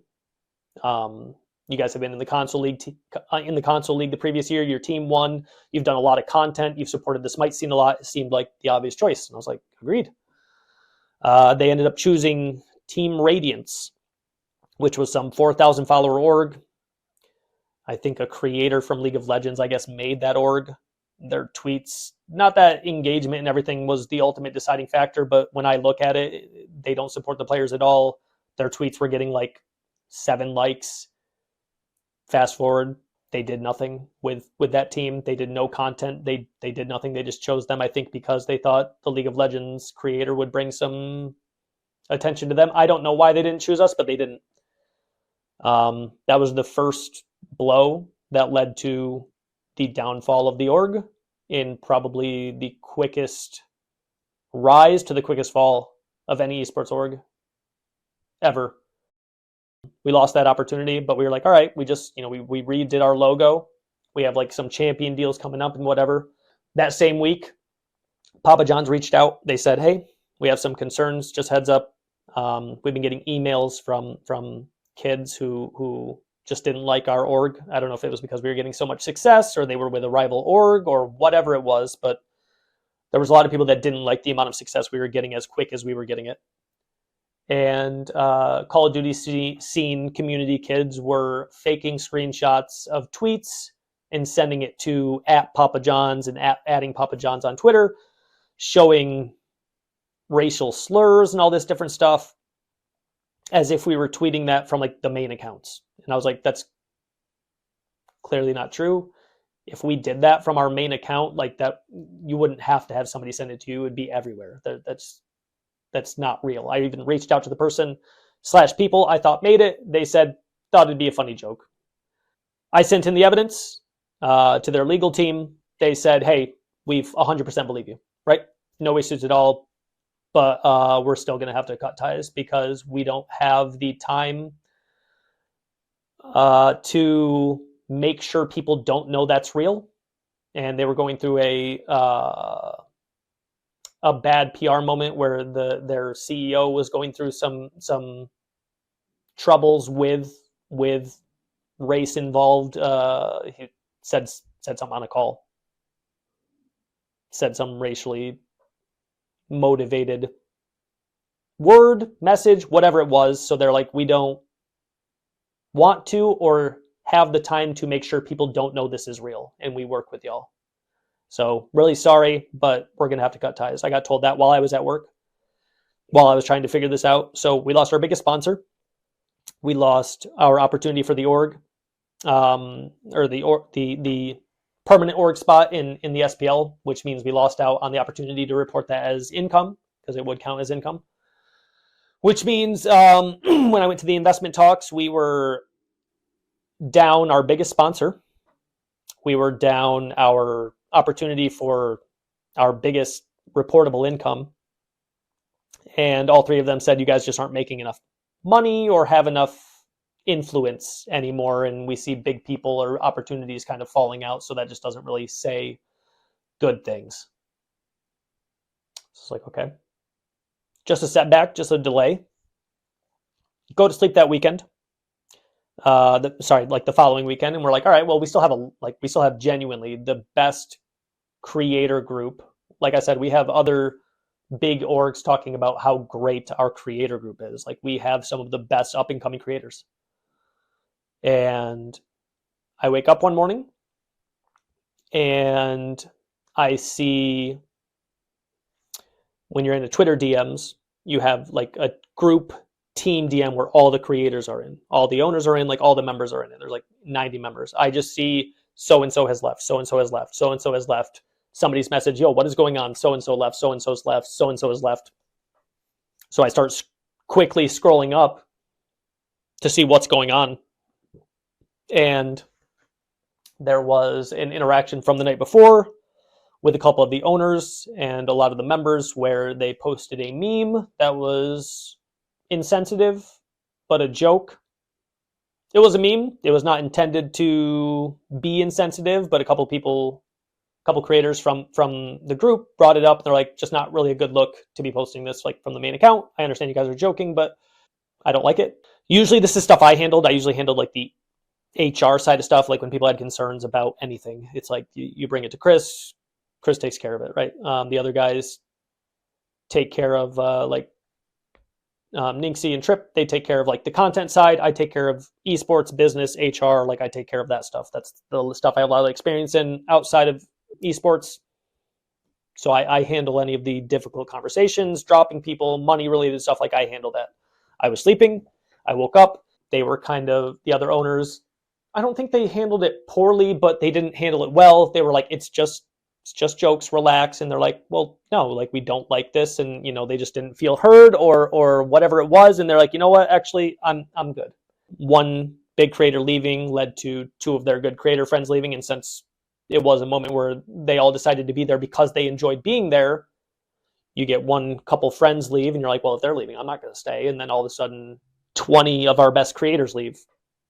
Hi-Res, who makes Smite, decided to not do console leagues anymore. And disabled their minor league scene. So, which also followed through with Paladins because they also made Paladins. So there was no opportunity to re-sign any console league teams because there was no console league. There was no opportunity to re-sign any minor league teams because there was no minor league. The main league, which we had an opportunity for, fell through. Our main partner dropped us for reasons that weren't within our control. And then I wake up to 20 of our top creators leaving. After also the investment calls fell through. Stallion, who was the head of content, wakes up as well. And he's fantastic creator. He still creates content for a living to this day. And I immediately hop in a call with him. And I'm like, I can't rebuild what we've just lost this past week. Like I can't. Like I've been putting in. I'm at the time have a kid on the way, dealing with some health issues, which ended up being Lyme disease, which went undiagnosed for a very long time. I'm grinding 50, 60 hours of retail management. I had gotten promoted a bunch more times, so I was up to like co-manager at the time, almost store manager. But still, even though I was happy with the success, I did not want to do it forever. I would like to still do games. So I'm doing all this work, all this esports work. I'm managing these 30, 40 players. I'm managing getting apparel sent out, the logistics of it. We need 40 hoodies and 40 jerseys sent to these players on these days. We need to get them food for this and blah, blah, blah, blah, blah. Signing contracts, writing up player contracts, negotiating player deals, getting, I'm doing all that while also making content myself on the side for fun, investing time into my relationship with my friends, working 60 hours of retail. I'm doing this all at the same time. So I'm just sitting there and I'm like, I can't rebuild this. There's no way. I cannot rebuild what we did. What we did was incredibly special. We had an opportunity to make something of it. If I put this same amount of work in again, I can't. And he was like, I'm already probably leaving this morning because I can't rebuild that group I had either. There's no way. Yeah, it was a tough one when it came, to the, me leaving Hype Unit and just, I won't say like necessarily like the fall of Hype Unit, but like kind of just how things were changing. I received a lot of messages from the creators that I was working with about situations from management and people in the team saying and doing certain things that weren't ethically, appreciated and just ethically, I would say, even correct. And, being a creator and somebody who was building at the time, this is a good, 5-6 years ago now, at the time for me, you know, and still reputation is such an important thing.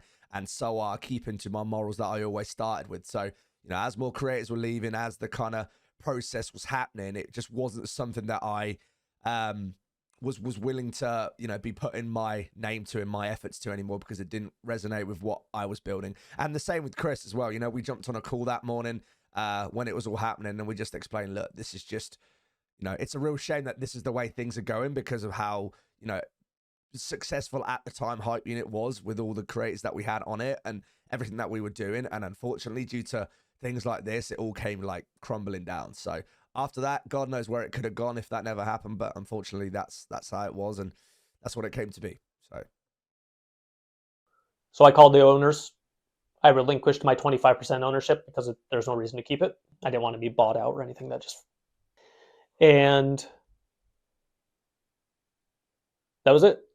Again, for the, I don't know how many times in a row in my 20s, just having something fall through and being like, okay, I guess I'm back to, I can't do this for a living again. So needless to say, my son was on the way being born. I figured out the health issues myself. The day after leaving Hype, I made the announcement and just explained I don't have the time to rebuild that. I just, that dream's gone again, just is what it is. The owner of Obey Alliance, which is like a top 10 org in terms of size. It was in the Smite Pro League already. It had won the championship 2 years prior. He reaches out, asks why I left. I explained what happened. He immediately, within 15 minutes of me leaving, said, you should come to Obey and do what you did for Hype. I said, I will think about it and get back to you.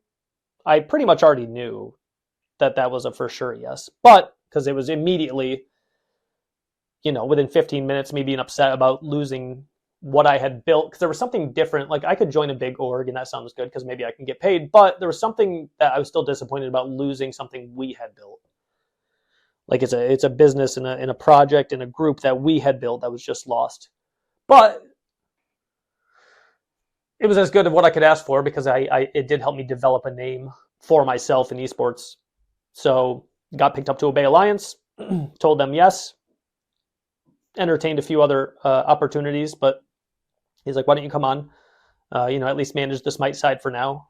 Within 2 months of me being there, Shook, the owner, got outed for some inappropriate interactions with somebody who he shouldn't have had. I don't want to speak on specifics because I don't fully remember and I don't want to say something wrong, but he was having interactions that were not okay with somebody he shouldn't. That was pretty much the justification. And so he got let go. That moved Sidoros up to the main owner. He immediately said, do you want my spot as general manager? I said, yep.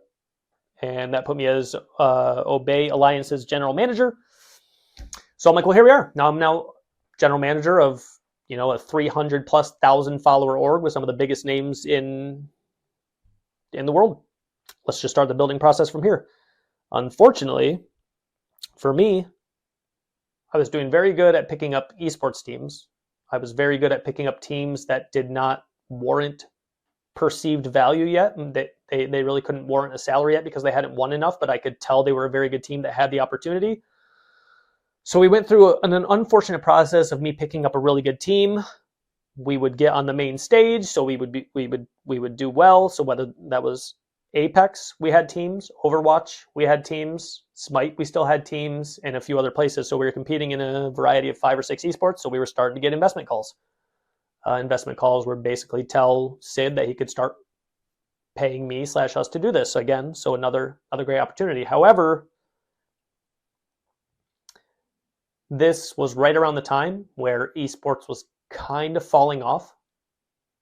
The salaries that the players were, the demand for salaries was just much higher than the prize pools were leading to, meaning that there was no opportunity to get return on the investment unless you had the best teams. And in order to get the best teams, you needed a lot of money up front, which we did not have.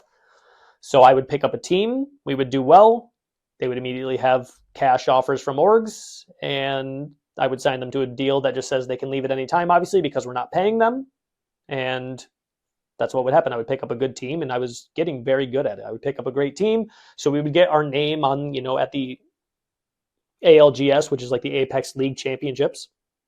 Our teams would be competing. They'd be placing top 7, top 6. So they'd be earning some money. We wouldn't take any of it because we weren't paying them anything. But then they would leave, obviously, because they'd have paid offers from other orgs. And fast forward, a lot of those orgs started to fail because of what I just mentioned. There was just not any good return on investment, and I wasn't going to run an unprofitable org and lose risk of us selling ownership to having to stay afloat or any of that. So I'm doing content on the side, and at some point around 2020, I have another really rough year. I went throughout my entire life without really losing anybody to within 1 year, right at the beginning of the pandemic, April, I wake up to finding out my dad had passed away. I found out there's going to be a restructure during COVID for my management position, which meant I likely was going to have to either move or take a voluntary demotion, which I'd already gone through 2 or 3 separate restructures that already made me have to take voluntary demotions, work my way back up. Another restructure, voluntary demotion, work my way back up. So I was already in probably the 3rd process of that at my day job, on top of the constant failures that I have with these esports orgs. And so within about like a 12-month period, I lost my childhood dog. 4 months later, my dad died. 4 months later, we lost the other childhood dog that was here. And then 2 or 3 months after that, his longtime girlfriend, who was helping take care of him while he was sick, he was on dialysis, but she passed away as well. So and then Buddy, Matt, another couple of childhood friends or people that were in my wedding, they passed away. And I was back to, I don't think I can make money doing esports. I just don't see a path to anybody making money anymore. The esports scene kind of died out. The org scene kind of died out to where like you could really make good money doing that. And also at the same time, my career was continually putting me through restructures. And I found out I had another kid on the way. So we were getting to the point to where, mortgage is $1,400 and car payments are this and that. So for a good 2 or 3, 4 years, I did nothing at my main career other than just grind out bonuses and just pay off any debt we had. So we got to the point where my dad died and he had this house. That's all he had. He didn't have life insurance. He didn't leave us anything except for the house. So I was sitting there and I was like, I don't know what I want to do for a living, but I know it's not this anymore. While I did enjoy the management part for a long time, the restructures just kind of turned me off from enjoying it, like really enjoying it, to constantly just be going through restructures and losing opportunities to building myself back up, losing opportunities, and it just wasn't into it anymore. So we sold the house we had bought and decided to move into this one, which was in very bad condition. It's practically unlivable, at least for a family. So I took the severance, which is the money I got for voluntarily quitting, and I took my 401k out and paid off this house to the half that I would owe my sister, and used some of that money to fix this up. And I had a 2 or 3 month period where I had left my old company, my career, but I was at like a complete clean slate, no debt at all, no mortgage, no car payments, no medical debt, no credit cards.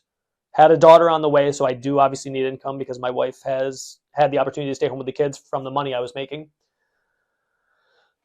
And I had 2 or 3 months to figure out, what do I want to do? I had a couple management offers for different places locally, so I could go back to being a manager, which is a 24/7 job, which means I was going to miss time with my kids. I was already missing time with my son, just being at work from 7 a.m. to 7 p.m. And then I have 2 or 3 hours at night for time to either game, hang out with the wife, hang out with my son. That's just not a lot of time. So I was trying to figure out what I wanted to do for a living. I tried coding for a little bit. I tried trading in the stock market for a little bit. And one night I was sitting there, I was watching Dragon Ball Super, because I had found out that show picked up right where it left off when I stopped watching as a kid. My son was 2.5.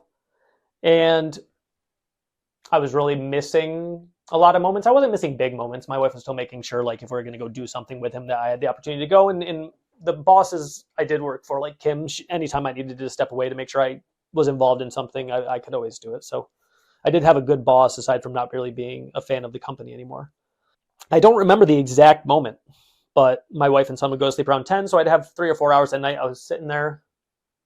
It wasn't a video. There was no specific person. But I was just like, I worked in esports for 10 years. 10 years of failures. But there was like a lot of small successes. It just didn't turn into anything that I wanted it to. I had the opportunity to work with thousands of creators who tried to make a living doing this and failed for a variety of reasons. And I had the opportunity to work with dozens who went on to do this for a living. And part of my job was helping coach them, like, okay, this didn't work. Show me your analytics. Okay, this clearly worked. These thumbnails worked. This schedule of streaming worked. This category worked, whatever. I had the opportunity to sit there all the time, nightly, and have calls with creators. Hey, this is working for you. Hey, this isn't. Maybe you can try this.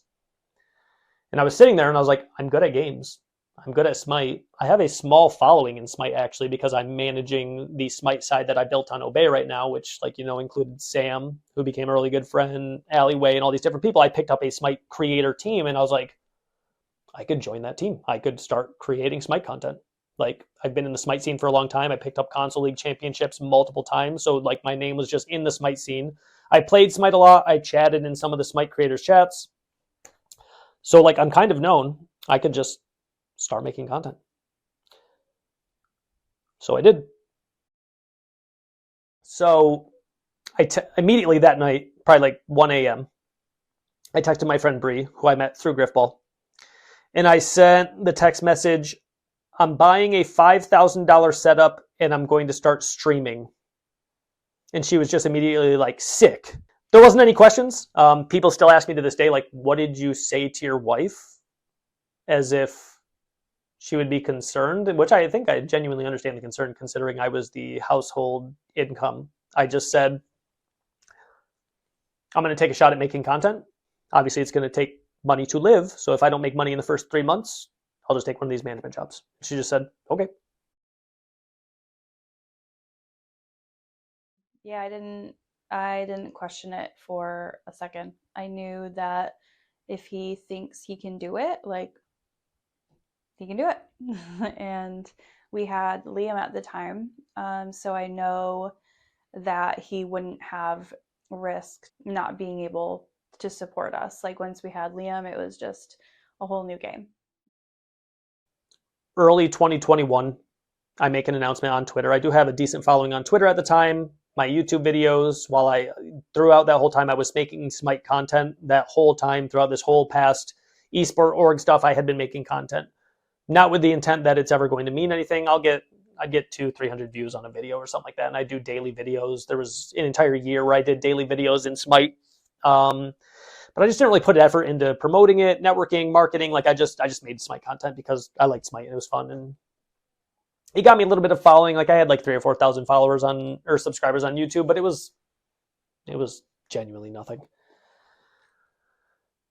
So I reach out to a creator named Rathan because I liked the quality of his content. Seemed like an approachable guy, and I was like, hey, I like the quality of your content. Do you know what I would need if I needed to start streaming? So he sends me like a list. So I'm on Amazon that day, $2,500 computer, two monitors. I'm calling Spectrum to upgrade my internet to the best internet they have. I'm buying a desk. I'm buying multiple monitors, webcam from Logitech. I'm buying a little screen for like something on the background next to me, which was for a while there like the only thing I had in my background was just me and some sign that I could change the letters and numbers on. So I buy or $5,000 worth of stuff, get it all set up, and I make the announcement that on Twitter that I am going to start streaming on May 26th, 2021. I start doing giveaways for like the months leading up to that. I tell the creators that in Obey that I'm already with that I'm going to start making content as well.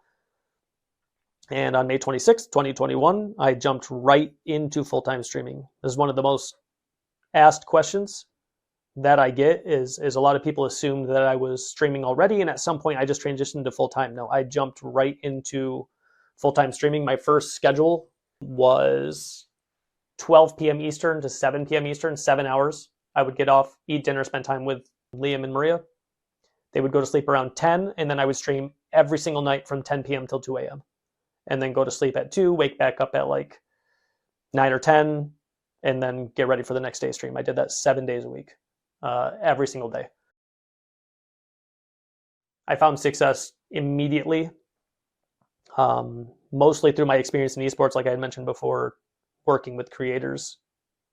I asked all of the friends that I usually talked with in a Discord that I usually gamed with. There was like 7, 8, 9, 10 of them. I was like, can you guys leave my stream open and chat with me, chat with the new people coming in, and the normal conversations we are having every day? Can we just have them in my chat? That'll help me a lot. And they did for the first few months. They even from the first day, my first average viewer day was 16. All of them in there the entire time. During the day, I would play Smite. At night, I would do variety content because that was the idea I had, was have a consistent form of content throughout the entire day. Try and see if I could pull something in the night if the day stuff wasn't working out, because I didn't know if Smite would work out. I was doing duel, so I was doing 1v1s. There was really only two. There was a lot more creators, but like there was two very big creators, being Rexy and Sam, who dominated that scene. I scheduled my streams around theirs. That's what the 12 to 7 and then the 10 to 2 schedule was created around.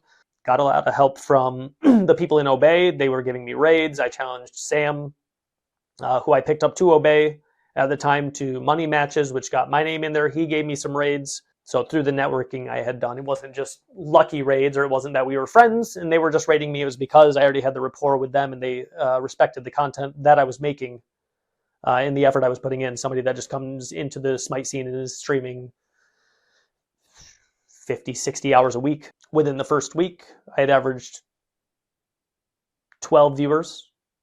The next month I averaged 22. The next month I averaged 28, 40, 60, 78. And by November, my daughter was being born. I immediately had to transition my schedule. Obviously, I was not going to be able to stream at night and expect my wife to be able to handle a 3-4-year-old and an infant. So I changed my schedule to 10 to 6s, 6 days a week, Sundays off.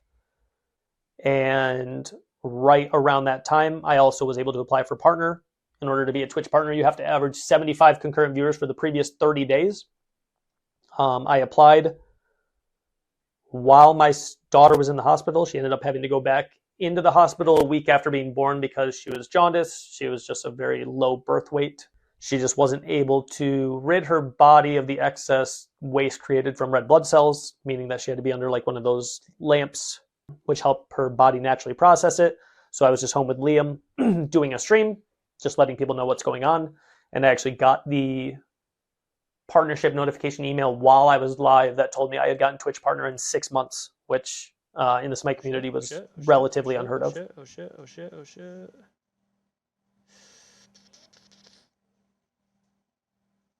Yo. Bro.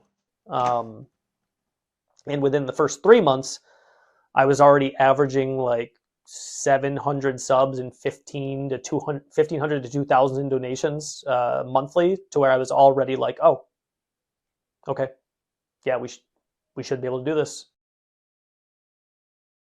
The process I used, which has been the most successful, is developing a very community-oriented stream. We talk about life, we talk about everything. I am always there. I am always on what is now 9 to 6s. Daily uploads to YouTube, YouTube Shorts. 2 months, so going into January, after my daughter is born, we get into January, and it's the first time I ever hit 1,000 subs. Unfortunately, during that time, literally the moment that I'm hitting 1,000 subs, we got a call from the vet. My dog, Apollo, had gotten sick. He had been my wife and I's dog since Liam was born in 2015. So we'd had him for 3 years, and then Liam was born. So he was, 6, 7 years old. You're expecting to get maybe 10, 11, 12 years out of a lab, but he was throwing up nightly. So we brought him to the vet. Unfortunately, during the time, I got 323 subs that day from Spiciest. The moment it was happening, we got the call from the vet while I was on stream that let us know they found a mass in Apollo's abdomen, throughout his mesentery, throughout his everything, I guess. It's good doggo. Still sick doggo, still best doggo.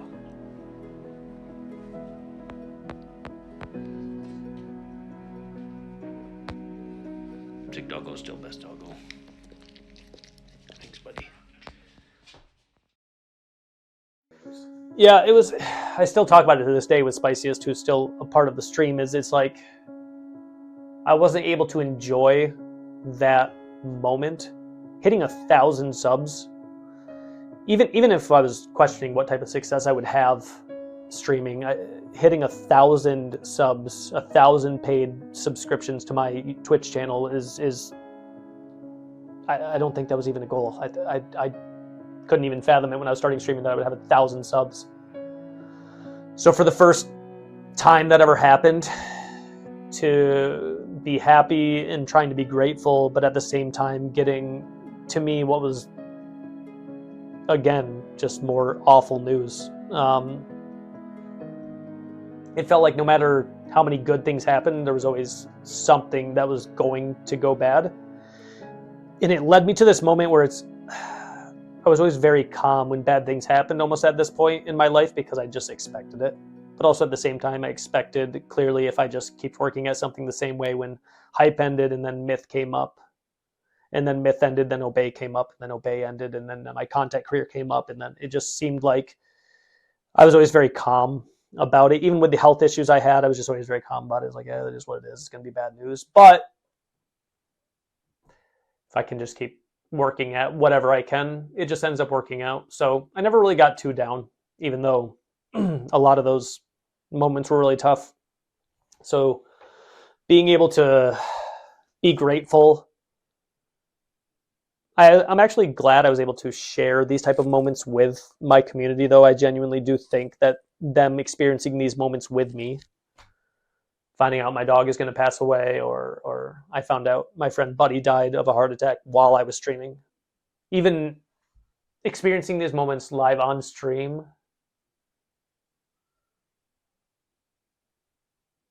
brings the community closer, because like it's the same way when somebody comes in, they share that their dad passed as well, their dog passed as well, they lost their job, all these things that I've been through and talked about on stream. They feel comfortable coming in and telling me, and we all talk about it. That's probably the one contributing factor to the success of my stream, aside from like the networking that I know that I do correctly, and the implementation of like graphics, new art, new cool stuff, new interactions, being on a consistent schedule. But I think it's really they really know me.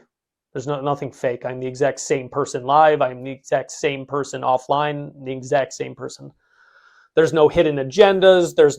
It's me. You're seeing me when my dog's about to die. You're seeing me after my dog dies. You're seeing me while I'm hitting my first 1,000 subs. You're seeing me when I'm talking about hitting partner while my daughter's being born and in the hospital. So the good and bad that came with that. So we had to go put Apollo down, which was the hardest thing I've done in my life. I don't really know why. Tried to rationalize it a lot. I've talked about it with Chad a lot, that it feels weird to say losing my dog was the hardest thing I went through, especially considering I've told the story about a lot of hardships. Losing my dog was the hardest thing I went through. I had been there from literally like his first breaths. Like we went there and met him the day he was born, until sitting with him through his last breaths, which I wanted to always remember. I don't know why. Seems really weird, but I wanted to be there, because I was sitting there when they gave him the medication so he could finally lay down, because he was just in a lot of pain over those 4 days, which was very odd of going from just completely fine to just very not. And I knew I had been there for his first breaths, and I wanted to be there for the last ones, which I think messed me up more, just watching it happen, like in just that moment, which I still could vividly picture right now. But I think it's sharing these moments with my community, the good moments and the bad moments, is what makes people more invested into sticking around, which is what helps my retention of people. They know me, I know them, I know who's gotten married to who, I've known who's had kids, who's gotten promoted, who they come in and they share their life experiences the same way I do. So it creates a family type environment. Like, I know these people, like they talk to me, hey, I've lost this job. And I think people ask me this almost daily, like, what would you do? Like, what's like this is, I'm doing exactly what I would want to do for a living, like nothing else. Like, yeah, if I got offered like $1 million to go do something, like, don't get me wrong, but like for this amount of money that I'm making in a year, which at this point has surpassed what I was making as a manager, there is not something else you could offer me. Nothing that I would rather do. And not just because it's playing games, but I made a video titled Why I Do This. And it was 50 or 60 messages of like, you saved my life, which is always a surreal comment to get. Like, I was going through a really dark time in my life. Your videos and your daily just interactions and us just chatting about X, Y, and Z genuinely helped me make it through those times. And I'm talking 40, 50, 60 messages of, you gave me pointers on these interview tactics that you learned through this. You gave me advice on this financial things. I'm now in a much better financial situation. Your conversations about being a better person has made me make better choices and choose my friends wiser. And I just get these comments on a, not daily, but like semi-weekly basis. And aside from the benefits of being able to be with my kids and being able to be with my wife and being able to work from home, being able to play games, I've always wanted to be able to offer something to people that I never really had. You just form these like genuine connections with people that you chat with every day, and they feel like you feel closer to them than some people in real life. And it's just such a crazy concept. So throughout the last couple of years, we have had a lot of achievements. The subathons that we've done have been proclaimed by viewers as like the most fun content they've been part of. We've been live for 10, 11 straight days at a time. We've hit over 2,000 subs multiple times during the subathons. We won the Rising Star Award at the Smite World Championships. ChrisTDickson.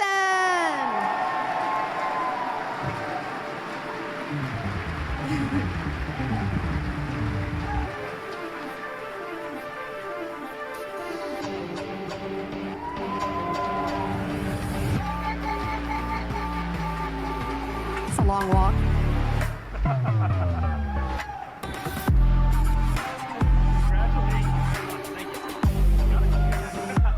What's up? Congratulations. Thank you. Thank you, guys. Thank you to all the Smite fans, everybody that made Smite Worlds with Fans possible. 2 years ago when I decided to take this shot at full-time streaming, and my wife gave me the opportunity to do this, I didn't imagine I'd be here 2 years later, but yeah, thank you, guys. I appreciate it. We got to go to Smite World Championships, which was very surreal. He would get asked to autograph stuff, and I'm like, what? Him? I'm like, us? What? And like, sure. People would want a picture with me sometimes too. I'm like, are you sure? And so that was just very surreal. It was something that I never expected from our life. And seeing like the chat members that we've talked to every day in real life it was so fun. I still don't see myself as important as going to Worlds makes me feel. And it's not a bad feeling, and it's not a good. I'm not entirely uncomfortable, but when I'm going there and I know I just make sometimes just stupid content, and I have like the 50th person that day want to take a picture, and then the 100th person over the total 3 days want me to sign something for them, and then I'm meeting genuinely thousands of people that know me. It is a very weird feeling. Not like an I've made it feeling, but like these are people that I watched for 5 or 6 years before I even decided to do content, and now those people are coming up to me, the pro players or whatever. Hey, Chris, what's up? And that's always just a really weird feeling because I've already watched them, but now they're coming up to me, knowing me, even though we haven't had an interaction yet. We just know each other from also doing stuff in the same scene. It's just always very surreal. The people that I used to watch Sam the Dude videos, right? His 1v1s growing up, and then that maybe growing up, Jesus Christ. Like he's been around that long. He's a boomer. Dude. Yeah, watching his content throughout like when I in my 20s, when I wasn't even thinking about doing this for a living. I just didn't even have I was just doing esports, to now having him be like a good friend who we talk on like a regular basis, and now creating friendships with these people that I just watched their content, and now I'm also doing that same thing. And now we're talking together about like what the next step in content is, what's the next step for us, how can we do better at this, how can we make content more entertaining. Like me and Sam just did a money matches live on stream on the front page of Twitch for $1,000. Like, it's just genuinely mind-blowing. If you would have told me 5, 6, 7, 8 years ago through all these failures that like, hey, just so you know, all these failures, yeah, cool. You're going to be playing Smite for a living, though, in like 7 or 8 years because you're going to take a random shot at doing content while being the head of your household, making the money for your household. You're just going to quit your day job. You're going to move back into the house you kind of grew up in, and you're just going to start making content for a living. And that's what you're going to like. It genuinely, throughout this entire story, I told you, I genuinely, like, there's no shot. If you would have told me in my 20s that I'd be doing this, there's no shot. Winning the Rising Star Award on the front stage with 40, 50,000 people watching, winning an award in front of thousands of people, getting bussed around in like the VIP shuttles they had, and going to these VIP after parties and meeting all these people that wanted to meet me. It's just, I don't know, man. It's wild. We're going into completing our 4th year. This video will be premiering on the beginning of the subathon to start our 5th year, close out our 4th year. Every year we have continued to increase how much we generate revenue-wise doing this by 20, 30% every year. We are currently at a place where I don't believe I will ever have to stop doing this, even though, you know, like the Smite 2 transition this past year was pretty rough for a lot of creators.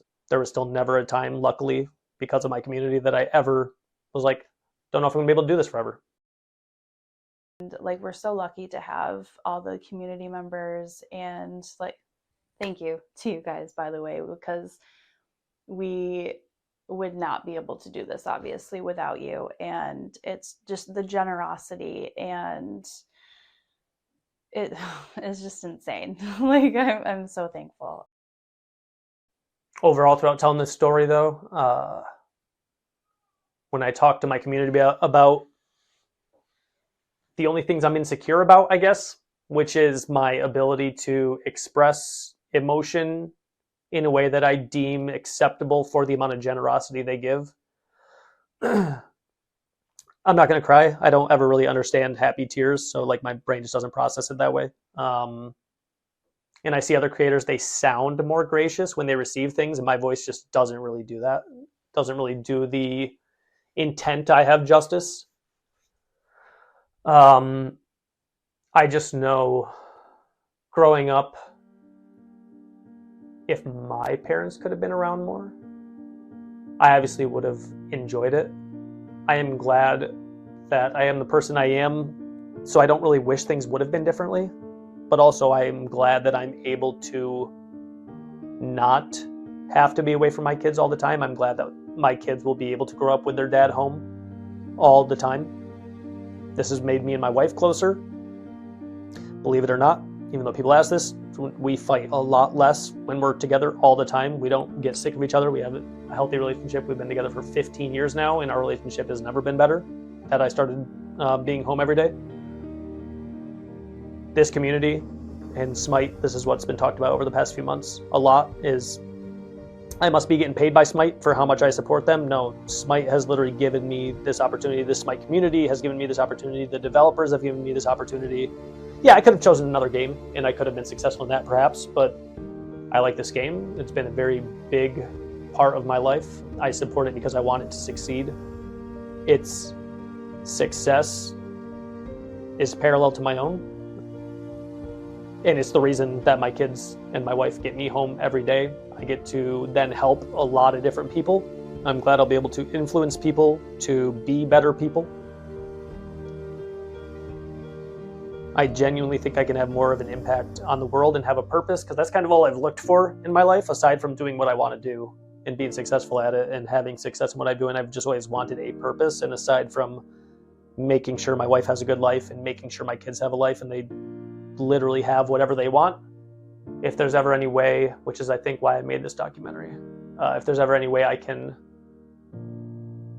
have a purpose past my point of existence, if I can continue, if there's any way I can feel like or like rationalize my mortality, it's like if I can make, even at this point, a couple hundreds people's lives better, or influence them to be better people or better partners, spouses, fathers, moms, whatever. If I can influence them to be better, or I can help them through dark times, that's really the way that I can have a real purpose outside of being there for my kids and wife, which is just my normal purpose. But it's probably the only way I can feel like I have a purpose past my lifespan. And then my kids can now look back on this story, or anybody, I guess, could look at it when they have a really unfortunate circumstance, or an unfortunate few years, or an unfortunate decade even. This is 20 years. We just sat here and talked about 20 years of me trying to achieve this and failing, to now pulling it off in my mid-30s, now creating content for a living, doing whatever I want every day, spending time with my kids every day, spending time with my wife every day, spending time with this community every day. Shout out to my community. I tell you guys this probably weekly at this point, but everything I just told you, the 20 years of failing to do this for a living, is literally only possible because of like literally every single person who shows up to my stream, even if you don't chat anymore, including all the way up to the people who gift me thousands of subs, which still blows my mind. Thousands of dollars donated, still blows my mind. Supports the sponsors on a regular basis. The future, I'm going to continue to do more, invest more. This subathon alone is going to have more content, more big things. I feel like what we're doing right now is the future of more or better content. I want to do more big projects, more big things. This was kind of just like the launching point, where I don't just want to make like I just do a gameplay and you guys watch it, but I do want to make more. Hopefully this story helps some people. Hopefully it influences people to pursue something, even if it takes the better part of 20 years. I am glad for every single failure I've talked about for this past however long. I'm glad for every single failure, every single hard thing I went through. I'm even glad for the childhood stuff that we went through, which led me to this point. I literally could not do this for a living if I didn't find a way when I was young to make it through, or learn how to do things on my own, or take care of my mom when she needed to be taken care of, help my sister when she needed to be taken care of. My friends have been crucial to the development of me And this pretty much ended up making this for Liam and Caroline. Additional thank yous to Maria. Even though we spend most of our days and nights BMing and just shit talking each other, coming from somebody rather not very great in the affection and you know, that department, but genuine appreciation for there never being any questions. That's always helped. For the trust, like, yep, I'm going to play video games for a living, and that's what's going to provide for you, so you don't ever have to work again in your life. I don't think with another partner, another girlfriend, I don't know if I would have been able to pull this off. And there's no one specific direct moment I could point to. It's just the daily stuff. If I didn't have my relationship locked down, healthy, I don't think there's any way I would have been able to figure this out. With all those failures, if I also had like a non-healthy relationship on top of that, I don't know. I don't think there's any way that I pulled this off. There'd be no constant at that point. If all that other stuff was falling through and all those years where I'm losing friends, losing my dad, losing Apollo, you have kids on the way, my health is unfigured out, and then also have a unhealthy relationship on top of that, there's no way. So, this is for y'all. Is there anything you would like to say to Chris? I am so proud and just amazed that this is our life, and just so thankful that you gave it to us. And I wouldn't want to change a thing. Like, this is what we get to do every day. Like, we get to just hang out and spend time with the kids, and we wouldn't be able to do it without you. During the hardest times of my life, he's just always been the constant, always the rock, and the one person that just always shows up for me, no matter what, no matter how ugly I'm being. And thank you for that. And thank you for being the best dad to our kids that I could have ever asked for. They know that you love them so much. And I am just so, I feel like I've said the word proud so many times, but I really am. And I feel like you don't get enough recognition for how hard you work, or like it's just streaming, like it's just playing video games. It's not. It's nights, weekends, he's putting Liam to bed, he's on his phone working on stuff. It is 2 full-time jobs, it seems. And then we have kids and our relationship that we have to balance, and he just does it so flawlessly. Nobody's ever going to look back and like, oh, I wish I worked more. That was the thing that always stuck with me about leaving that old career. It's like, I'm never going to, I already at this point like look back and like, damn, missed like a lot of my 20s just grinding work, but it's something I had to do it, but I immediately knew. I'm not going to look back at 70 and be like, so many achievements at Walmart. I don't care. Right? I like, don't get me wrong, a lot of development, and that Walmart played a crucial part in me learning how to manage things, how to prioritize, how to adapt. I did learn a lot, so I don't regret that either, but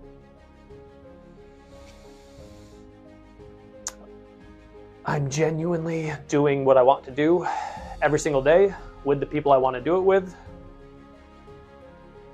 That's it. Look at W. See on there? There you go. Press down on W to go forward. This one. That one, yep. And if you want to go backwards, you press S. You press D and A to go side to side.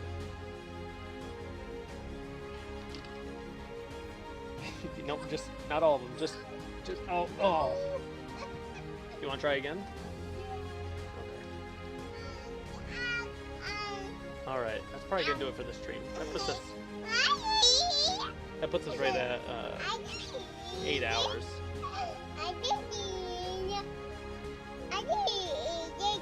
No. No. No. Raid? Yeah, we're gonna raid somebody. I have to have. I know? No. No. You say. Hey. You say bye-bye. Bye, everybody. Bye-bye.